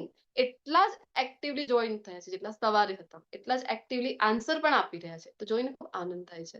તો જિજ્ઞાસા હોય તમે બધા, તો આ કેટેગરીમાં આપણે બધા ના આવીએ, પણ ઠીક છે કે સમજવા માટે, જિજ્ઞાસુ જાણવા માટે કે અરે આવા ઘણા લોકો પાર્ટિસિપેન્ટ વારંવાર આવતા હોય છે તો મને જાણવું છે શું છે આવું આ ક્લાસમાં, વારંવાર જતા હોય છે, જાણવા ખાતર આવે છે. મને પણ પ્રશ્નો છે, મારી પણ જિજ્ઞાસા છે, હું જઈને પૂછી ધડાધડ પ્રશ્નોની લિસ્ટ પૂછી દે ઘણા લોકો. અને આપણને તો લાગે કેટલો એને ઇન્ટરેસ્ટ છે ભક્તિમાં, કેટલો એને કૃષ્ણને જાણવાની આતુરતા છે.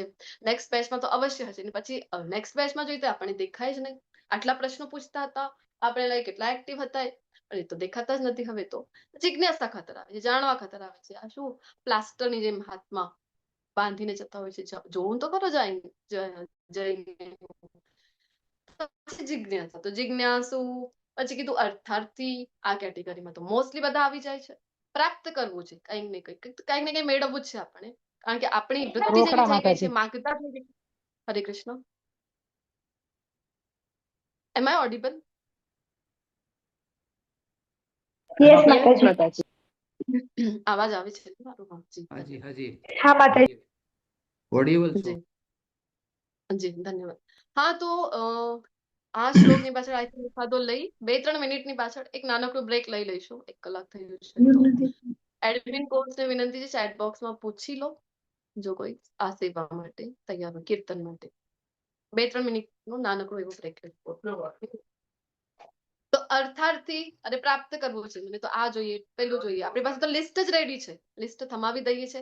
કેવું હોય છે આપણે નથી કહેતા 1 લોટા જલ શું છે આગળ, શું છે આગળ, શું બોલતા હોય છે? 1 લોટા જલ સભી સમસ્યા કા હલ હલ सभी समस्या का हल। જલ ચડાવીને તમારી પાસે તો આટલા બધા લિસ્ટ જ રેડી છે, મને આ મળી જાય, પેલું મળી જાય, મારી બધી પ્રોબ્લેમ સોલ્વ થઈ જાય. થોડુંક દૂધ ચડાવી આવશો તમે 5-10 રૂપિયાનો અને તમે તો 5 કરોડની લિસ્ટ થમાવી દેશો શિવજીની. આવું તો આપણી ટેન્ડન્સી છે. તો અહીંયા ભગવાન સાથે પણ આપણે કંઈક અલગ નથી કરતા, માનતા બાધા કરી મને આ મળી જાય, પેલું મળી જાય, કંઈક ને કંઈક પ્રાપ્ત કરવાની ઈચ્છા છે, તેના લીધે આપણે જતા છે. હે કૃષ્ણ, તમે તો લક્ષ્મીના પતિ છો, તો થોડુંક કહી દો ને લક્ષ્મી માતાને કે થોડીક કૃપા દૃષ્ટિ અમારી ઉપર, કૃપા કટાક્ષ અમારી ઉપર નાખી દે તો અમારું તો ભલું જ ભલું થઈ જાય. તો એવી આશા સાથે કંઈક પ્રાપ્ત કરવાની ઈચ્છા સાથે તો અર્થાર્થી કહી રહ્યા છે. અને ચોથી કેટેગરી કીધી છે જ્ઞાની. તો જ્ઞાની જે છે એ જ્ઞાન પ્રાપ્ત કરવા ખાતર કૃષ્ણને શરણે જાય છે. બીજી એની સ્વાર્થ તો એમાં પણ છે. સ્વાર્થ કયું છે અહીંયા જ્ઞાનીને કે મુક્ત થવાનું, બીજું તો નહીં આપણા જેવું કઈ આ જોઈએ પેલું જોઈએ, પણ ઠીક છે મુક્તિ તો મને મળી જાય એટલીસ્ટ, તો આ પણ એક સ્વાર્થ જ થાય છે. તો અહીંયા જો હજી પણ શુદ્ધ ભક્તિની વાત નથી થઈ રહી, કારણ કે શુદ્ધ ભક્તિ જે છે એની વાત જેમ ગઈકાલે ચર્ચા કરી કે ડીપ થતું જાય છે વિષય જે છે ભગવદ ગીતાનો. જેમ જેમ આગળ વધી છે તો 8મા અધ્યાયમાં હજી ડીપ થશે. અનન્ય ભક્તિની શરૂઆત જે છે ભગવાન કહેવાની એ 8મા અધ્યાયથી કરી રહ્યા છે.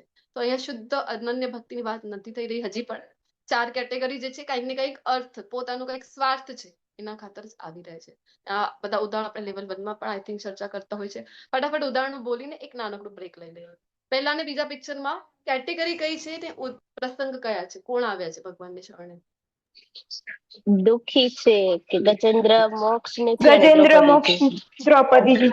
દુઃખીમાં આવે, દ્રૌપદી દુઃખીમાં. દુઃખી આર્ટ હા, તો કઈ શ્રેણીમાં આવે છે 4 માંથી? તો આર્ત, દુઃખી.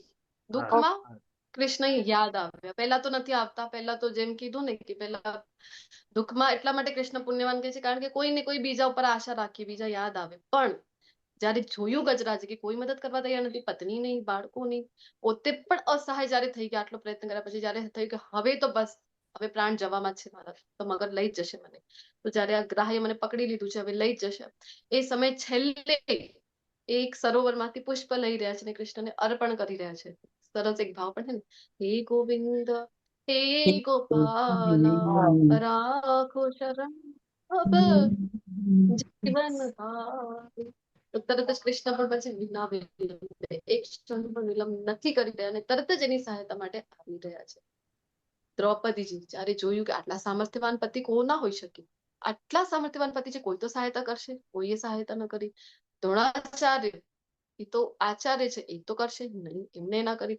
અરે પિતામાં ભીષ્મ એ તો કરશે, એમને જયારે ના કરી અને તો છેલ્લે લાગ્યું કે મને જ પોતાની સહાયતા કરવી પડશે હવે, ને પોતે પ્રયત્ન કરી રહ્યા છે, પોતાનું હાથ છૂટી ગયું વસ્ત્ર ઉપરથી, પછી દાંતમાં પકડ્યું અને જયારે જોયું કે હવે અહીંયા પણ કામ નહીં, છેલ્લે બંને હાથ ઊંચા કરીને ગોવિંદ ગોવિંદ એવું આર્તનાદ જયારે કરી રહ્યા છે ને તરત જ ગોવિંદ જે છે એ ચીર રૂપમાં આવી રહ્યા છે, ચીર એમનું પુરાવી રહ્યા છે.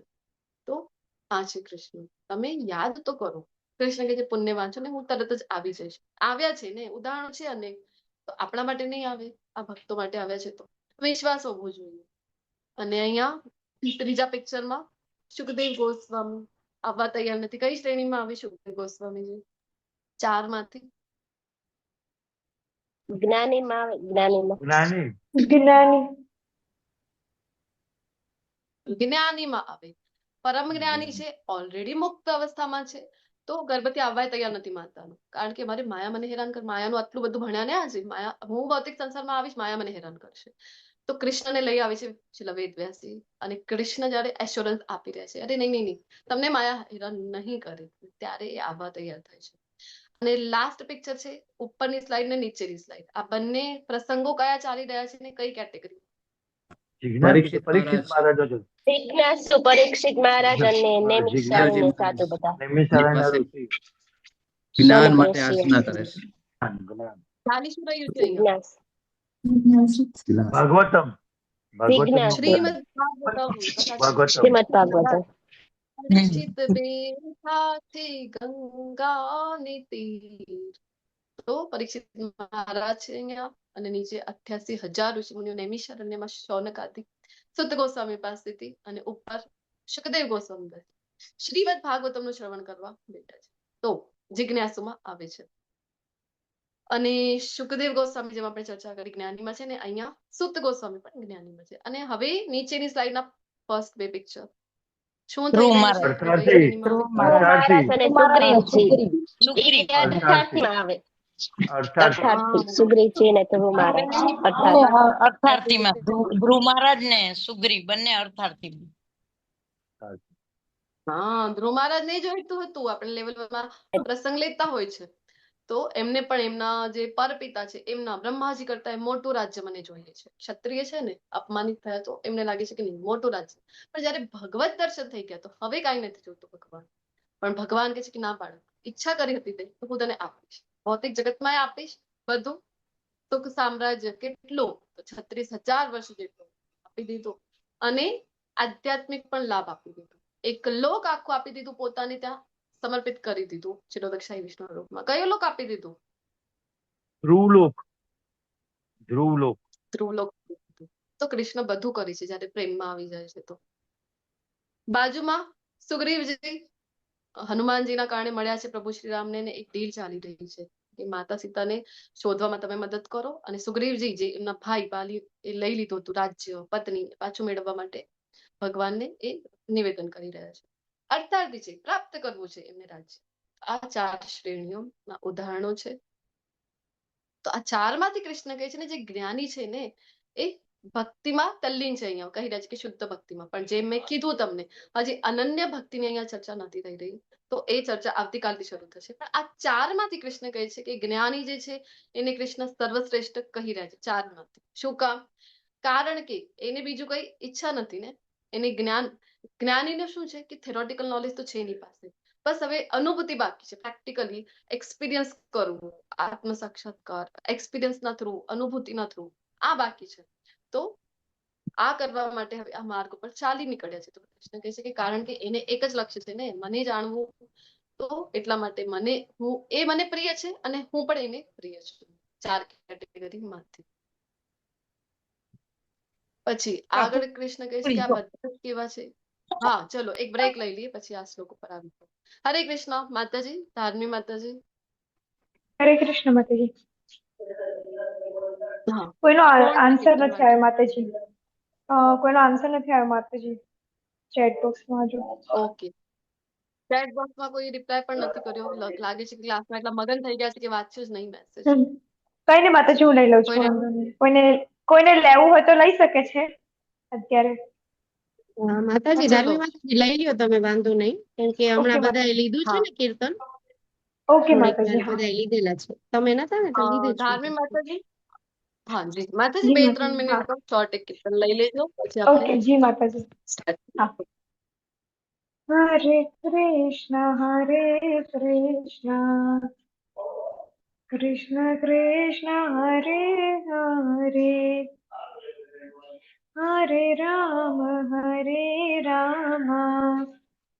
રામ રામ હરે હરે, હરે કૃષ્ણ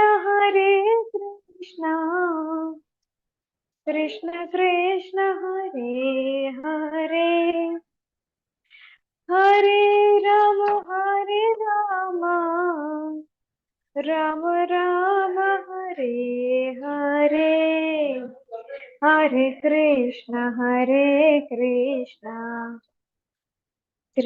કૃષ્ણ હરે હરે, હરે રામ રામ રામ હરે હરે, હરે કૃષ્ણ કૃષ્ણ કૃષ્ણ હરે હરે, હરે રામ રામ રામ હરે હરે, હરે કૃષ્ણ કૃષ્ણ કૃષ્ણ હરે હરે, હરે રામ રામ રામ હરે હરે, હરે કૃષ્ણ કૃષ્ણ કૃષ્ણ હરે હરે, હરે રામ રામ રામ હરે હરે, હરે કૃષ્ણ કૃષ્ણ કૃષ્ણ હરે હરે, હરે રામ રામ રામ હરે હરે, हरे कृष्ण कृष्ण कृष्ण हरे हरे हरे राम राम राम हरे हरे हरे कृष्ण कृष्ण कृष्ण हरे हरे हरे राम राम राम हरे हरे हरे कृष्ण कृष्ण कृष्ण हरे हरे हरे राम राम हरे हरे हरे कृष्ण माता जी का प्रणाम। હરે કૃષ્ણ. ખૂબ સુંદર કીર્તન માતાજી. ખૂબ ખૂબ ધન્યવાદ તમારા. શ્રી શ્રી રાધા ગોવિંદના ચરણમાં સેવા આપવા માટે ધન્યવાદ. આગળ વધી આપણે. તો આ બધા જ ભક્તો એટલે 4 કેટેગરી જે કીધી ભગવાને, આ બધા જ કેવા કહે છે કે નિસંદેહ ઉદાર મનવાળા છે બધા. પરંતુ આમાંથી ફરીથી જે કહી રહ્યા છે કે જ્ઞાની જે છે એ જ્ઞાનમાં જે સ્થિત થયેલો છે ને, એને ભગવાન કહે છે કે હું તો મારી આત્મા સમાન માનું છું. જે જ્ઞાનમાં સ્થિત છે, જે જ્ઞાન માર્ગ ઉપર છે ને, એ ભગવાન કહે છે કે મારી દિવ્ય સેવા કરે. જ્ઞાન લઈ લીધું, મેં કીધું ને જેમ કે થેરોટિકલ નોલેજ તો છે એની પાસે. હવે થેરોટિકલ નોલેજ લઈને જયારે પ્રેક્ટિકલી ઉતરી રહ્યો છે કે જીવનમાં ઉતારવું છે, તો ધીમે ધીમે ભક્તિમય સેવામાં આવશે, સેવા કરશે. તો પછી ભગવાન કહે છે કે સર્વોચ્ચ અને સર્વતા સંપૂર્ણ ધ્યેય ખબર જ નથી. સંપૂર્ણ ધ્યેય એવા મને નિશ્ચિત રૂપે પ્રાપ્ત કરી છે. તો ક્યારે પ્રાપ્ત કરી શકીશું? તો ધીમે ધીમે જયારે જ્ઞાન માર્ગ પર આગળ વધી રહ્યા છો, જીવનમાં ઉતારી રહ્યા છો, ભક્તિમય સેવા કરી રહ્યા છો ને, તો ધીમે ધીમે આ ભક્તિમય સેવા કરતા કરતા માત્ર જ્ઞાન લેવાથી નહીં. જો જ્ઞાન લેવાના પણ 2 પ્રકાર છે. એક તો જેમ કીધું કે થેરોટિકલ નોલેજ વાંચવું અને જ્ઞાન ન કહી શકાય, જાણવું. બસ મને ખબર છે, જીવનમાં નહીં ઉતારો તો એનો કોઈ લાભ નથી થતો. અલ્ટિમેટ લાભ આપણે જેમ ફોર એક્ઝામ્પલ એક ભૌતિક ઉદાહરણ લઈએ, જેમ આપણને બધાને ખબર છે early to rise early to bed early to rise makes man healthy wealthy and શું કહેવાય છે? Healthy wealthy and wise. ખબર છે ને બધાને? Healthy wealthy and wise. નાનપણથી શીખીએ છીએ આપણે હેલ્ધી વેલ્ધી એન્ડ વાઇઝ. જી ધન્યવાદ. પણ જીવનમાં શું ચાલી રહ્યું છે આજકાલ બાળકોના? તો આપણે જોતા હોય છે કે તો 10 વાગે ઉઠશે. ઘણા બાળકોને જોઈએ તો રાત્રભર સ્ટડી કરશે. આપણે જેમ કહીએ કે બ્રહ્મુહૂર્તમાં ઉઠો હોય તો બ્રહ્મુહૂર્તમાં સોવા જતા હોય છે. તો જીવનમાં નથી ઉતાર્યું. તો આ જાણીને શું લાભ શું થયું તમને? લાભ ક્યારે થાય? જ્યારે જીવનમાં ઉતારો. તો આ સેન્સમાં કૃષ્ણ કહે છે કે જાણી લીધું ને, એને પણ હવે ઉતારી પણ રહ્યા છે, ભક્તિમય સેવા પણ કરી રહ્યા છે. તો કૃષ્ણની જે કહે છે કે મને પ્રાપ્ત કરશે. ક્યારે પ્રાપ્ત કરશે? જ્યારે આવી રીતે જીવનમાં ઉતારશે ત્યારે. અધરવાઇઝ પોસિબલ જ નથી. અને આ પણ ખૂબ સુંદર શ્લોક છે જે ભગવાન કહી રહ્યા છે. આ પણ બધાને કંઠસ્થ હોવું જોઈએ. हरे कृष्ण माताजी। जन्म नामन्ते ज्ञान. जी जी जी जी बोलो. हरे कृष्ण. बोलो माताजी. बहुनाम जन्मानते ज्ञानवाक्स्य મારો અવાજ प्रपद्यते ક્લિયર છે? એટલો જણાવી દો. वासुदेव મને કોઈ વચમાં બોલે ને તો મને એવું થાય કે હું ઓડિબલ જ નથી. એમ આઈ ઓડિબલ? હરે કૃષ્ણ. બરોબર છે માતાજી. हाँ અવાજ माताजी। हाँ माताजी। ઓકે ઠીક. જી વચમાં એક માતાજી બોલ્યા ને તો મને हाँ ચલો हरे બધા कृष्ण શ્લોક माताजी। મારી પાસે. हरे હા હરે कृष्ण। કૃષ્ણ. हाँ मैं जी वो श्लोक वो आप बोल रहा था तो इसके बारे में मैं बोलना चाहती हूँ। वो थोड़ा बहुत याद है मेरे को। जी कौन सा श्लोक बोल रहे माया मारे कृष्ण तारे मारे कौन, ऐसा कोई श्लोक है ना। कृष्ण राखे राखे कृष्णा मारे मारे कौन। खे मारे हाँ कृष्णा राखे। राखे खे, ऐसा हाँ ये बताना चाह रहे हैं आई थिंक आप.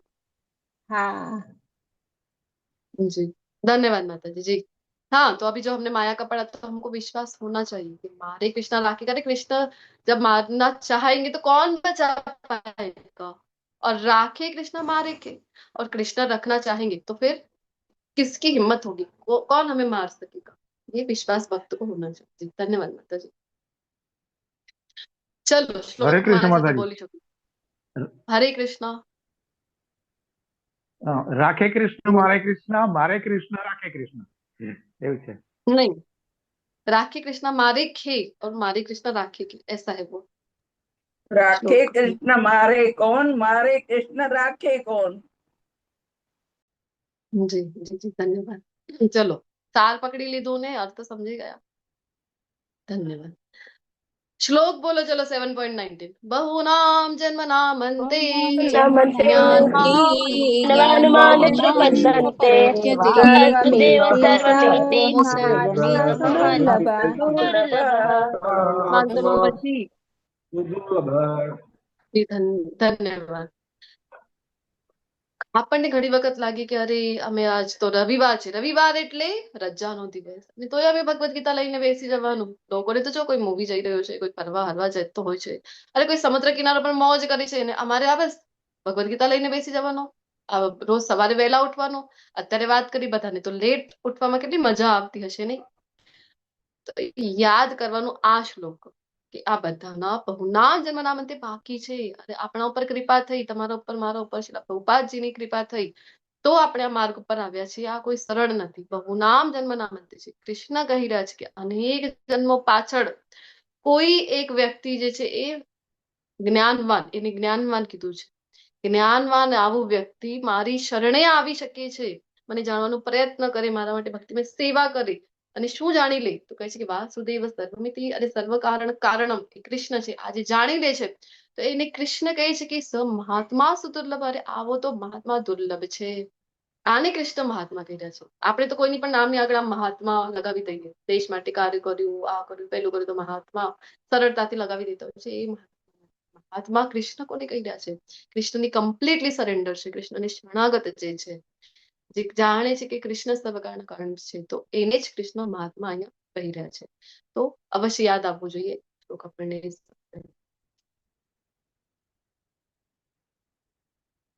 આગળ આપણે જોઈએ કૃષ્ણ શું કહી રહ્યા છે, તો જેમની બુદ્ધિ જે છે કહે છે કે ભૌતિક ઈચ્છાઓ દ્વારા સતત હવે ચેન્જ થઈ રહ્યું છે ટોપિક।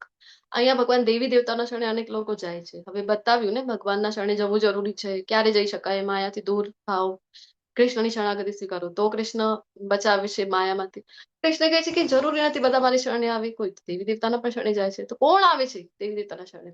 તો અહીંયા બતાવી રહ્યા છે કે જેની બુદ્ધિ ભૌતિક ઈચ્છા સતત, કીધું ને અર્થાર્થી વર્ણન, મને આ જોઈએ છે, પેલું જોઈએ છે, આ મારું કામ બની જાય, બસ આ મને મળી રહે, તો આવા જે લોકો છે દેવી દેવતાના શરણે જતા હોય છે। તો પોતપોતાના સ્વભાવ પ્રમાણે પૂજાના વિશિષ્ટ વિધિ વિધાનોને અનુસરે છે, દેવી દેવતાની શરણે જાય છે। શું કામ? અરે મારી આ ઈચ્છા પૂરી થઈ જાય, માનતા બાધા કરતા હોય છે। કોઈ કહી દે આવીને કે અરે આ દેવીને છોડો, પહેલા માતાજી તો શું હાજરા હજુર છે।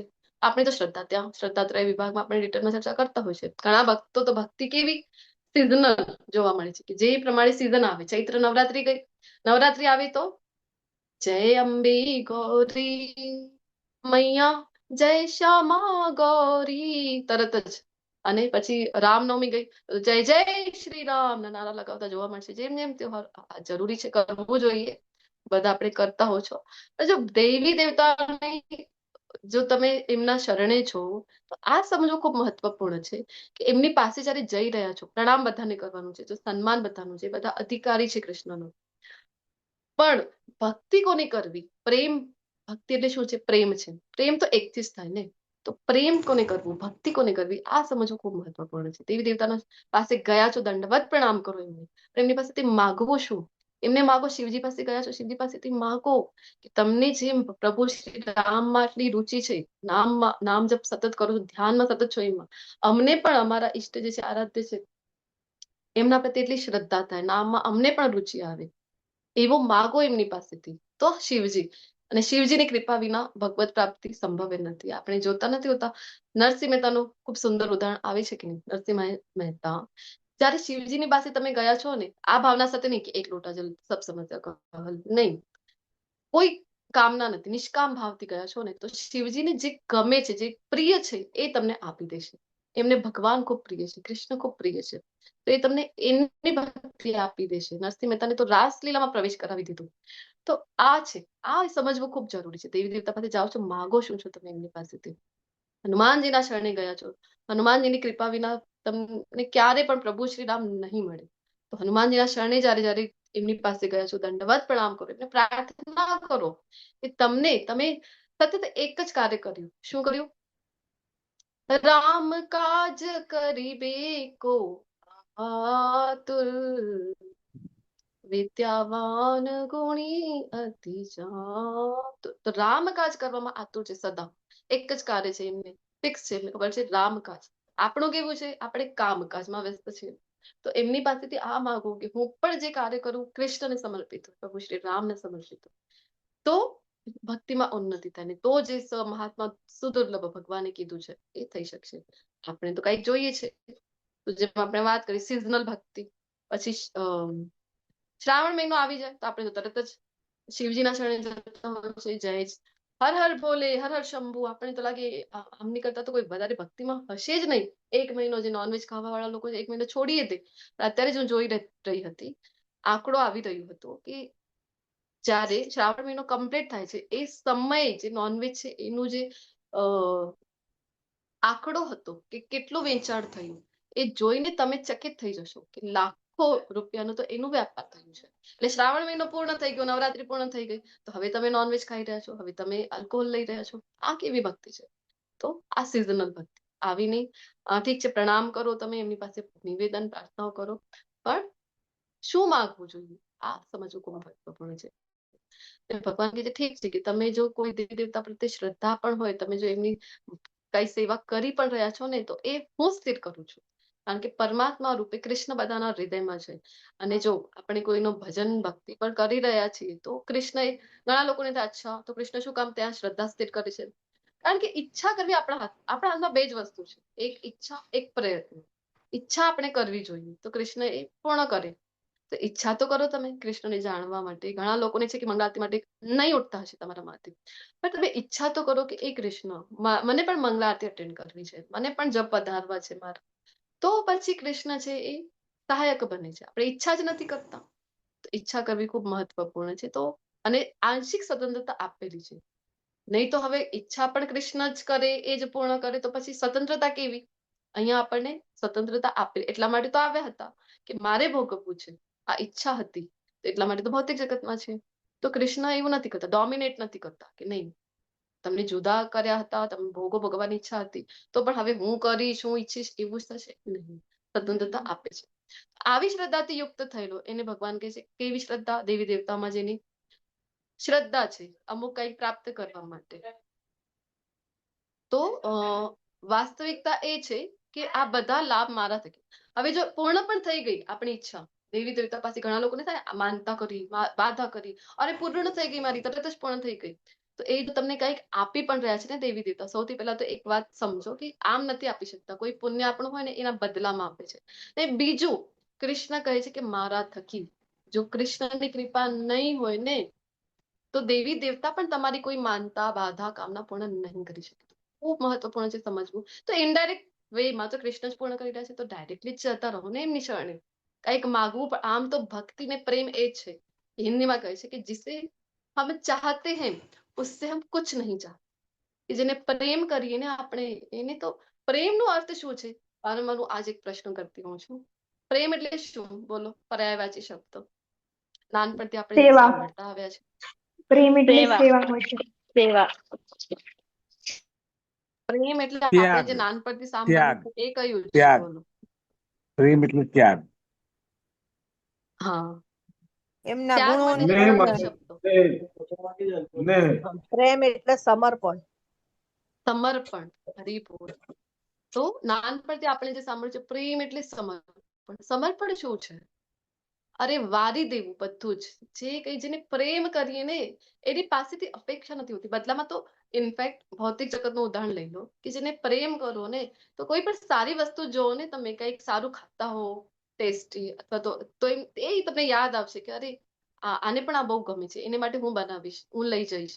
અથવા તો કોઈ વસ્તુ જો તમે સુંદર વસ્ત્રો જોઈ રહ્યા છો, કોઈ વસ્તુ એવી જોઈ રહ્યા છો તો મને એના માટે ગિફ્ટ લેવું જોઈએ, આવું થાય છે. આ છે પ્રેમ, કે તમને લૂંટાઈ જવાનું જે મન થાય, આ પ્રેમ છે. તો આની વાત અહીંયા કૃષ્ણ આ પ્રેમ જ્યારે હોય ત્યારે માંગતા જ નથી. પહેલી વાત તો કૃષ્ણ સાથે પ્રેમ છે તો કઈ માંગવું ના જોઈએ. પણ ઠીક છે કે એ જ આપણા બધા છે. તુમી હો માતા, તુમ પિતા તુમી હો, એવી રીતે જયારે પ્રાર્થના છે તો ઠીક છે. કોઈ વખત એવી પરિસ્થિતિ બને છે, માંગવા જેવી પરિસ્થિતિ આવી પડવી, તો કૃષ્ણને શરણે જવું જોઈએ. કહેવાનું તાત્પર્ય આ છે. તો કૃષ્ણ કહે છે કે દેવી દેવતાને માને છે એમના માટે કીધું છે કે અલ્પમેધતામ, દેવી દેવતામાં શ્રદ્ધા રાખે છે, ઓછી બુદ્ધિવાળા, અલ્પ બુદ્ધિવાળા ભગવાન એમને કહી રહ્યા છે. શું કામ? કારણ કે અંતવત્તુ ફલમ તેષામ, કારણ કે આનાથી ફળ જે મળશે એ કાયમી નહીં હોય. કારણ કે દેવી દેવતા કાયમી નથી, ભૌતિક જગતના જ છે 14 લોકમાંથી. ફળ કેવી રીતે કાયમ? અરે આપણે પોતે જ નથી. તમે ઈચ્છા કરી રહ્યા છો આજે કે મારું મકાન બની જાય, વોટ એવર, જે પણ, આ ગાડી મળી જાય, પેલું કયું છે ઓલું phone pro max, 17 pro max, 18 આવવાનું છે, આઈફોન. મળી જાય, મળી જાય. કયું છે? આઈફોન. હા, આઈફોન. તો મળી જાય, મળી જાય ને મળી ગયું. ધારો કે તમે જ ના રહ્યા એ વસ્તુ ઉપભોગ કરવા માટે. થાય છે ને ઘણા લોકો સાથે, જે વસ્તુ મેળવવા માટે જીવનયાપન કરી દીધું, એ મળી, પણ એ મળી એવી એવા સમય મળી કે ભોગવવા માટે તમે જ ના બચ્યા હો, તો શું ફાયદો? તો એટલે ભગવાન કહે છે કે અલ્પમેધસામ, વધારે બુદ્ધિ નથી. પરંતુ ભગવાન અહીંયા કહી રહ્યા છે કે દેવાન દેવે જોયાંતી, દેવોને ભજે છે, દેવોના લોકમાં જાય છે. એવું જ એક શ્લોક 9મા અધ્યાયમાં પણ આવે છે, ત્યાં વિગતવાર ચર્ચા કરીશું. યાંતિ દેવવ્રતાન દેવાન, અને મને જે ભજે છે, મદ ભક્તા યાંતિ મામપી, મને જે ભજશે એ જ મારા ધામને આવશે. એવું નહીં ગમે ત્યાંની ટિકિટ કાઢો, હું મહારાષ્ટ્રમાં છું, મને કચ્છ મારું નેટિવ પ્લેસ છે, મને કચ્છ જવું છે તો હું કચ્છની ટિકિટ કાઢું, કચ્છની ટ્રેનમાં બેસી જાઉં ને હું ઈચ્છા કરું છું. બધા કહે છે ને કે બસ બધા રસ્તા એક જ માર્ગ ઉપર જાય છે, ગમે તે રસ્તો પકડી લો, એક જ ડેસ્ટિનેશન એક જ છે. નહીં, કૃષ્ણ એમાં સમર્થન નથી કરી રહ્યા. ભગવદ ગીતા ખૂબ ક્લિયર છે. હું કચ્છની ટિકિટ કાઢી રહી છું, કચ્છની ટ્રેનમાં બેઠી છું, હું વિચાર કરું છું કે વૃંદાવન પહોંચી જઈશ, ડાયરેક્શન જ અપોઝિટ છે. કેવી રીતે પહોંચીશું? પોસિબલ જ નથી. તો કૃષ્ણ કહે છે કે જ્યાં ટિકિટ લઈશું, દેવતાઓની પૂજા કરશો, મારી પૂજા કરશો, તો મારા ધામની પ્રાપ્તિ થશે ભાઈ. તો પૂર્ણ રીતે કૃષ્ણ નથી જાણતા એ લોકો શું માને છે? બુદ્ધિહીન કીધું છે. મામ અબુદ્ધય, અબુદ્ધય કોને કીધા છે? કે જે જાણે છે, જે એવું માને છે કે કૃષ્ણ પહેલા નિરાકાર હતા ને હવે સાકાર થઈ ગયા છે. લોજિકલી પણ વાત પુરવાર નથી થતી કે પહેલા કોઈ વસ્તુ નિરાકાર હોય ને પછી આકાર લઈ લીધું કોઈ વસ્તુએ. લોજિકલી પણ નહીં. તમને લાગે કે નહીં, અમારા ઘરમાં તો છે ને સોફા છે, તો પહેલા આકાર ક્યાં હતું? ટેબલ છે, પહેલા આકાર નહોતું ને, હવે આકાર છે સરસ મજાનું. અરે પહેલા આકાર નહોતું સોફાનું, ચેરનું, પણ પહેલા લાકડો તો હતો, લાકડાને તો કોઈ આકાર હતો જ ને. તો લોજિકલી વાત આ પુરવાર નથી થતી. પણ આ લોકોનું કેવું છે, નિરાકાર, તું નિર્ગુણ નિરાકાર ઓર હમ સબ સાકાર, એવું માનવું હોય છે. તો કૃષ્ણ કહે છે કે નહીં, એમને કીધું છે અબુદ્ધય. ઠીક છે, દેવી દેવતાઓને માનું છો તો કૃષ્ણએ કીધું અલ્પમેધતા, ઓછી બુદ્ધિ. પણ નિરાકારને જે માને છે એને તો કૃષ્ણ અબુદ્ધય કહે છે. આપણે ચર્ચા કરી હતી ગઈકાલે. સેવા નથી કરવી, મૂળ મુદ્દો આ છે કૃષ્ણની. એટલા માટે નિરાકારને વધારે પસંદ કરે છે લોકો, કારણ કે કૃષ્ણને સાકાર રૂપમાં માની રહ્યા છો તો તમને 5 રસ છે, એમાંથી કોઈ એક ભાવ સાથે કૃષ્ણથી કનેક્ટ થવાનું છે. તમે કોઈ ભગવાનને કાં તો પોતાનો બાળક માની રહ્યા છો, કાં તો પ્રિયતમ માની રહ્યા છો, કાં તો પોતાનો સ્વામી મિત્ર માની રહ્યા છો, તો એની સેવા કરવી પડશે તમારી. સમય થઈ ગયું, ચલો એને શયન કરાવી દો. સમય થઈ ગયું, બ્રહ્મ મુહૂર્તમાં ઉઠાડવાનું છે, મંગળા આરતી કરવાની છે, ભોગ ધરાવવાના છે, આવું બધું સેવા કરવી પડશે. સેવાથી બચવું છે એટલે સરળ માર્ગ છે કે નિરાકારને માની લો. તો નિરાકાર છે તો કોની મંગલા આરતી કરશો? અને નિરાકાર છે તો ભોગ કોને ધરાવશો? પ્રણામ ક્યાં કરશો તમે? સરળ છે. એટલા માટે લોકો વધારે અટ્રેક્ટ જલ્દી થઈ જાય. પણ કૃષ્ણ કહે છે અબુદ્ધય, બુદ્ધિ જ નથી એમને, તો એમ કહી રહ્યા છે. શું કામ એવું કીધું છે? કારણ કે આ અલ્પ જ્ઞાનને કારણે પોતાના અવિનાશી ને સર્વોપરી પ્રકૃતિને નથી જાણતા. તે કૃષ્ણને નહીં જાણે તો કૃષ્ણના ધામમાં કેવી રીતે જશે? કૃષ્ણે કીધું ને, મને ભજશો તો મારા ધામમાં આવશો, જસ્ટ પહેલાના શ્લોકનું. જો નિરાકારમાં માનીશું આપણે, તો નિરાકારને માનીશું તો શું થશે? વધુમાં વધુ બ્રહ્મ સુધી પહોંચશું. બ્રહ્મ જ્યોતિ યાદ હશે, ગોલોક ચાર્ટમાં આપણે જોયું, બ્રહ્મ જ્યોતિ ડિફરન્શિએટ કરી રહી છે ભૌતિક જગત, આધ્યાત્મિક જગત. તો બ્રહ્મ જ્યોતિ સુધી પહોંચી શકો, પણ આધ્યાત્મિક જગતના વૈકુંઠ લોકને, ભગવાનના ધામને ક્યારે પણ પ્રાપ્ત નહીં કરી શકો. બ્રહ્મ જ્યોતિમાં પહોંચીને પણ એવું નહીં કે પરમનન્ટ છે, ત્યાંથી પણ પતન થવાના ખૂબ ચાન્સીસ છે. એટલા માટે કૃષ્ણ એમને કહી રહ્યા છે અબુદ્ધ, કારણ કે આટલું મહેનત કરી નિરાકારનો માર્ગ ડિફિકલ્ટ છે. આમ ધ્યાન માર્ગ કરવું નિરાકારનું, તો આટલું મુશ્કેલો સહન કરીને આટલું તમે પ્રયત્ન કર્યું અને છેલ્લે તમને પરમપદ પણ ના મળે તો કૃષ્ણને પણ નથી ગમતું. કૃષ્ણ એટલે કહી રહ્યા છે અબુદ્ધ છે. નાહમ પ્રકાશ સર્વસ્ય યોગમાયા સમાવૃતો મૂઢોયમ ના વિજાનાતિ લોકોમાં અજમવ્યયમ. તો મૂર્ખ લોકોની સમક્ષ કૃષ્ણ કહે છે હું ક્યારે પ્રકટ નથી થતો. એક પડદો નાખી દઉં છું ત્યાં તો યોગમાયા. તો બ્રહ્મની ઉપાસના કરીને તેજની ઉપાસના કરીને નિરાકારમાં માનીને તમે વધુમાં વધુ મેં જેમ કીધું બ્રહ્મ જ્યોતિ સુધી પહોંચી શકો, પણ ભગવાનના ધામમાં નહીં, ત્યાં નહીં પહોંચી શકો. કૃષ્ણના ધામમાં એટલે વૈકુંઠ ધામમાં નહીં પહોંચી શકો. તો એટલા માટે કૃષ્ણ કહે છે કે આવા મૂર્ખો સમક્ષ તો હું પ્રકટ નથી થતો. શું કામ? તો all rights are reserved here with Krishna himself. પોતાની પાસે રાખે છે, કોની સમક્ષ પ્રકટ થઈશ, કોની સમક્ષ નહીં. ગઈકાલે આપણે જોયું ને પ્રહલાદ મહારાજ વાળું ઉદાહરણ. તો હિરણ્યકશિપુને તો ક્યાંય નથી દેખાતા. અહીંયા છે તારા ભગવાન, ત્યાં છે, આ મહેલમાં છે, આ થાંભલામાં છે, પૂછી રહ્યો છે. જ્યારે પ્રહલાદ મહારાજને તો બધી જગ્યાએ ભગવાનના દર્શન થઈ રહ્યા છે. તો કોઈને થાય કે પ્રહલાદ મહારાજને થાય છે, એમના પિતાને નહીં. તો તમે તો કહો છો કે કણ કણમાં ભગવાન છે. આપણે એક ચોપાઈ લીધી હતી, તમને યાદ છે, હરિવ્યાપક સર્વત્ર સમાન. શું કહે છે ગોસ્વામીજી? પ્રેમથી પ્રકટ કોઈ મેં જાના. અરે પ્રેમ કોઈ કરે તો પ્રકટ થાઉં છું ભાઈ, નહીં તો હું તો પ્રકટ જ ના થાઉં. હું તો બધી જગ્યાએ પ્રકટ ક્યારે થઈશ? પ્રેમથી પ્રકટ કોઈ નહીં. તો કૃષ્ણ કહે છે કે આવા મૂર્ખ લોકો સામે તો ક્યારે પણ પ્રકટ નથી થતો. આ તો એવું થઈ ગયું, ઘોડોનું ઉદાહરણ આપણે લેવલ 1 માં લેતા હોય છે. આ તો ઘોડો જે છે બધા મીટિંગ કરીને બેસી ગયા, કારણ કે એમને તો રાત્રે દેખાય છે ઉલ્લુ ને. ઘુવડ એટલે ઉલ્લુ, આઉલ રાત્રે દેખાય છે, દિવસમાં દેખાતું નથી. તો સૂર્ય તો દિવસમાં આવે. તો એક દિવસ બધા ઘોડોએ મળીને મીટિંગ લઈ લીધી કે ચલો સૂર્ય છે, અમે તો માનતા નથી કારણ જોયું જ નથી. સૂર્ય હોય તો અત્યારે જ અમારી સમક્ષ પ્રકટ થાય, નહીં તો અમે નહીં માનીએ. તેમ આવું જ ચાલ છે લોકોનું. ભગવાન છે તો દેખાતા કેમ નથી? ભગવાન હોય તો અત્યારે જ મારી સમક્ષ પ્રકટ થાય. અરે નહીં થાય. આવા મૂર્ખો સામે કૃષ્ણ શું કામ પ્રકટ થાય? તો સૂર્યનારાયણ ક્યારે પણ રાત્રિ નહીં આવે. એનો અર્થ એ નથી કે સૂર્યનારાયણ નથી. અહીંયા અંધારું છે, પણ બીજા દેશમાં તો અલગ અલગ દેશથી આપણી પાસે પણ પાર્ટિસિપન્ટ કનેક્ટ હોતા હોય છે. ગઈકાલે માતાજી કહેતા હતા લંડન છે, અમેરિકામાં 12 કલાકનો ડિફરન્સ ચાલે છે. તો અહીંયા રાત્રિ છે પણ ત્યાં તો દિવસ છે ને, ત્યાં છે સૂર્યનારાયણ દેવતા, ત્યાં પ્રકાશિત કરી રહ્યા છે. તમે કહો કે અત્યારે જ મને પ્રકાશ જોઈએ, એ તો પોસિબલ નથી. એ તો નહીં આવે. તમે ઘોડોને પ્રૂફ કરવા માટે ક્યારે પણ સૂર્યનારાયણ દેવતા રાત્રે તો આવશે જ નહીં. તો એ ઘોડ જો માને કે મને ના દેખાતું હું ના માનું, તો આ ઘોડોની પ્રોબ્લેમ છે, સૂર્યનારાયણ નહીં. તો સેમ વે અહીંયા ભગવાન કહી રહ્યા છે. હરે કૃષ્ણ માતાજી. આપણે જેમ આપણા પૂર્વજોને જોયા નથી, પણ આપણા બુઢા લોકો કહે છે કે આપણા પૂર્વજો છે, તો ફોટો જોઈને આપણે માનીએ છીએ કે ના આપણા પૂર્વજો છે. એવી રીતના આપણું શાસ્ત્ર કહે છે કે ભગવાન છે, તો આપણે માનવું જોઈએ ને કે ભગવાન છે એમ. જી માતાજી, એક્ઝેક્ટલી માનવું જ જોઈએ. પણ આપણે કેવું છે, એક ઉદાહરણ એક મહાત્મા કહી રહ્યા હતા કે કહે છે કે હું જોઉં એને માનું, ના જોઉં એને ના માનું. હું અનુભવ કરું, હું માનું કરું તો જ હું માનીશ. તો એમણે પૂછ્યું કે અચ્છા તો થોડુંક વિષ છે ચાખીને બતાવો એનું ટેસ્ટ કેવું છે. તો કે શું કામ ચાખું? વિષ લઈને તો મરી છે.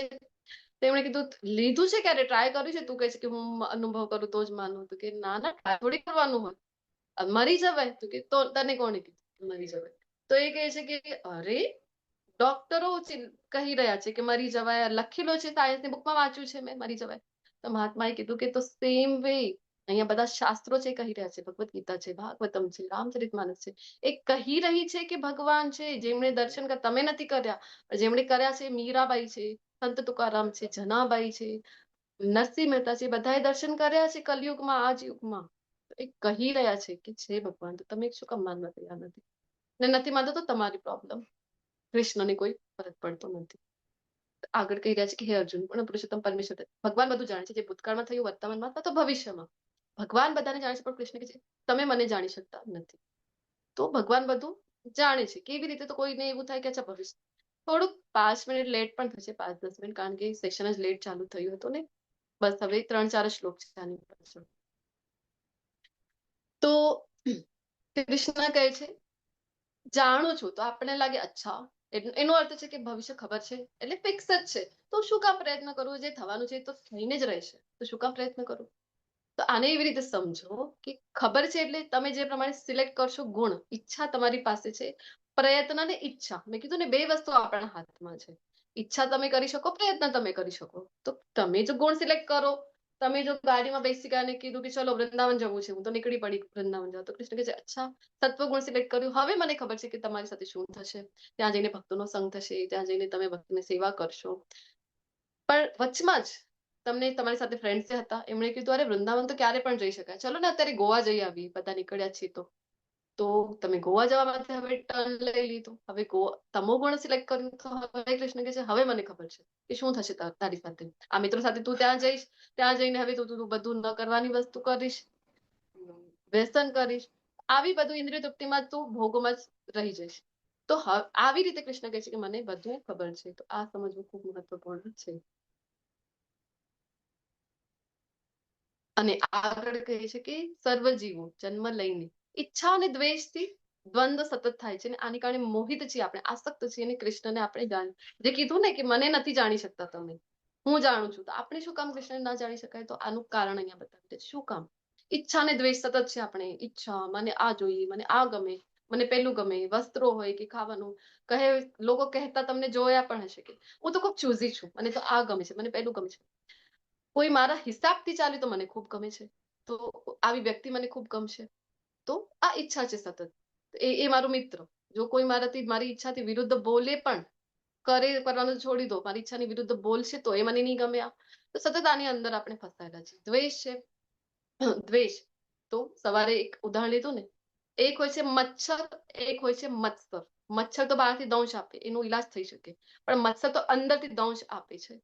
અને એનું તો મોર્ટિન લઈ આવો, ગુડ નાઇટ લઈ આવો, ઓલ આઉટ લઈ આવો, એની ઉપર કોઈ અસર થશે નહીં. એની ઉપર અસર કરવું હોય તો હરિનામ લેશો તો થઈ શકશે, કૃષ્ણ કથા સાંભળીને થઈ શકશે, પણ બાકી કોઈ એક્સટર્નલ વસ્તુથી તો થશે નહીં. આ દ્વેષમાં સતત આપણે ફસાયેલા છીએ.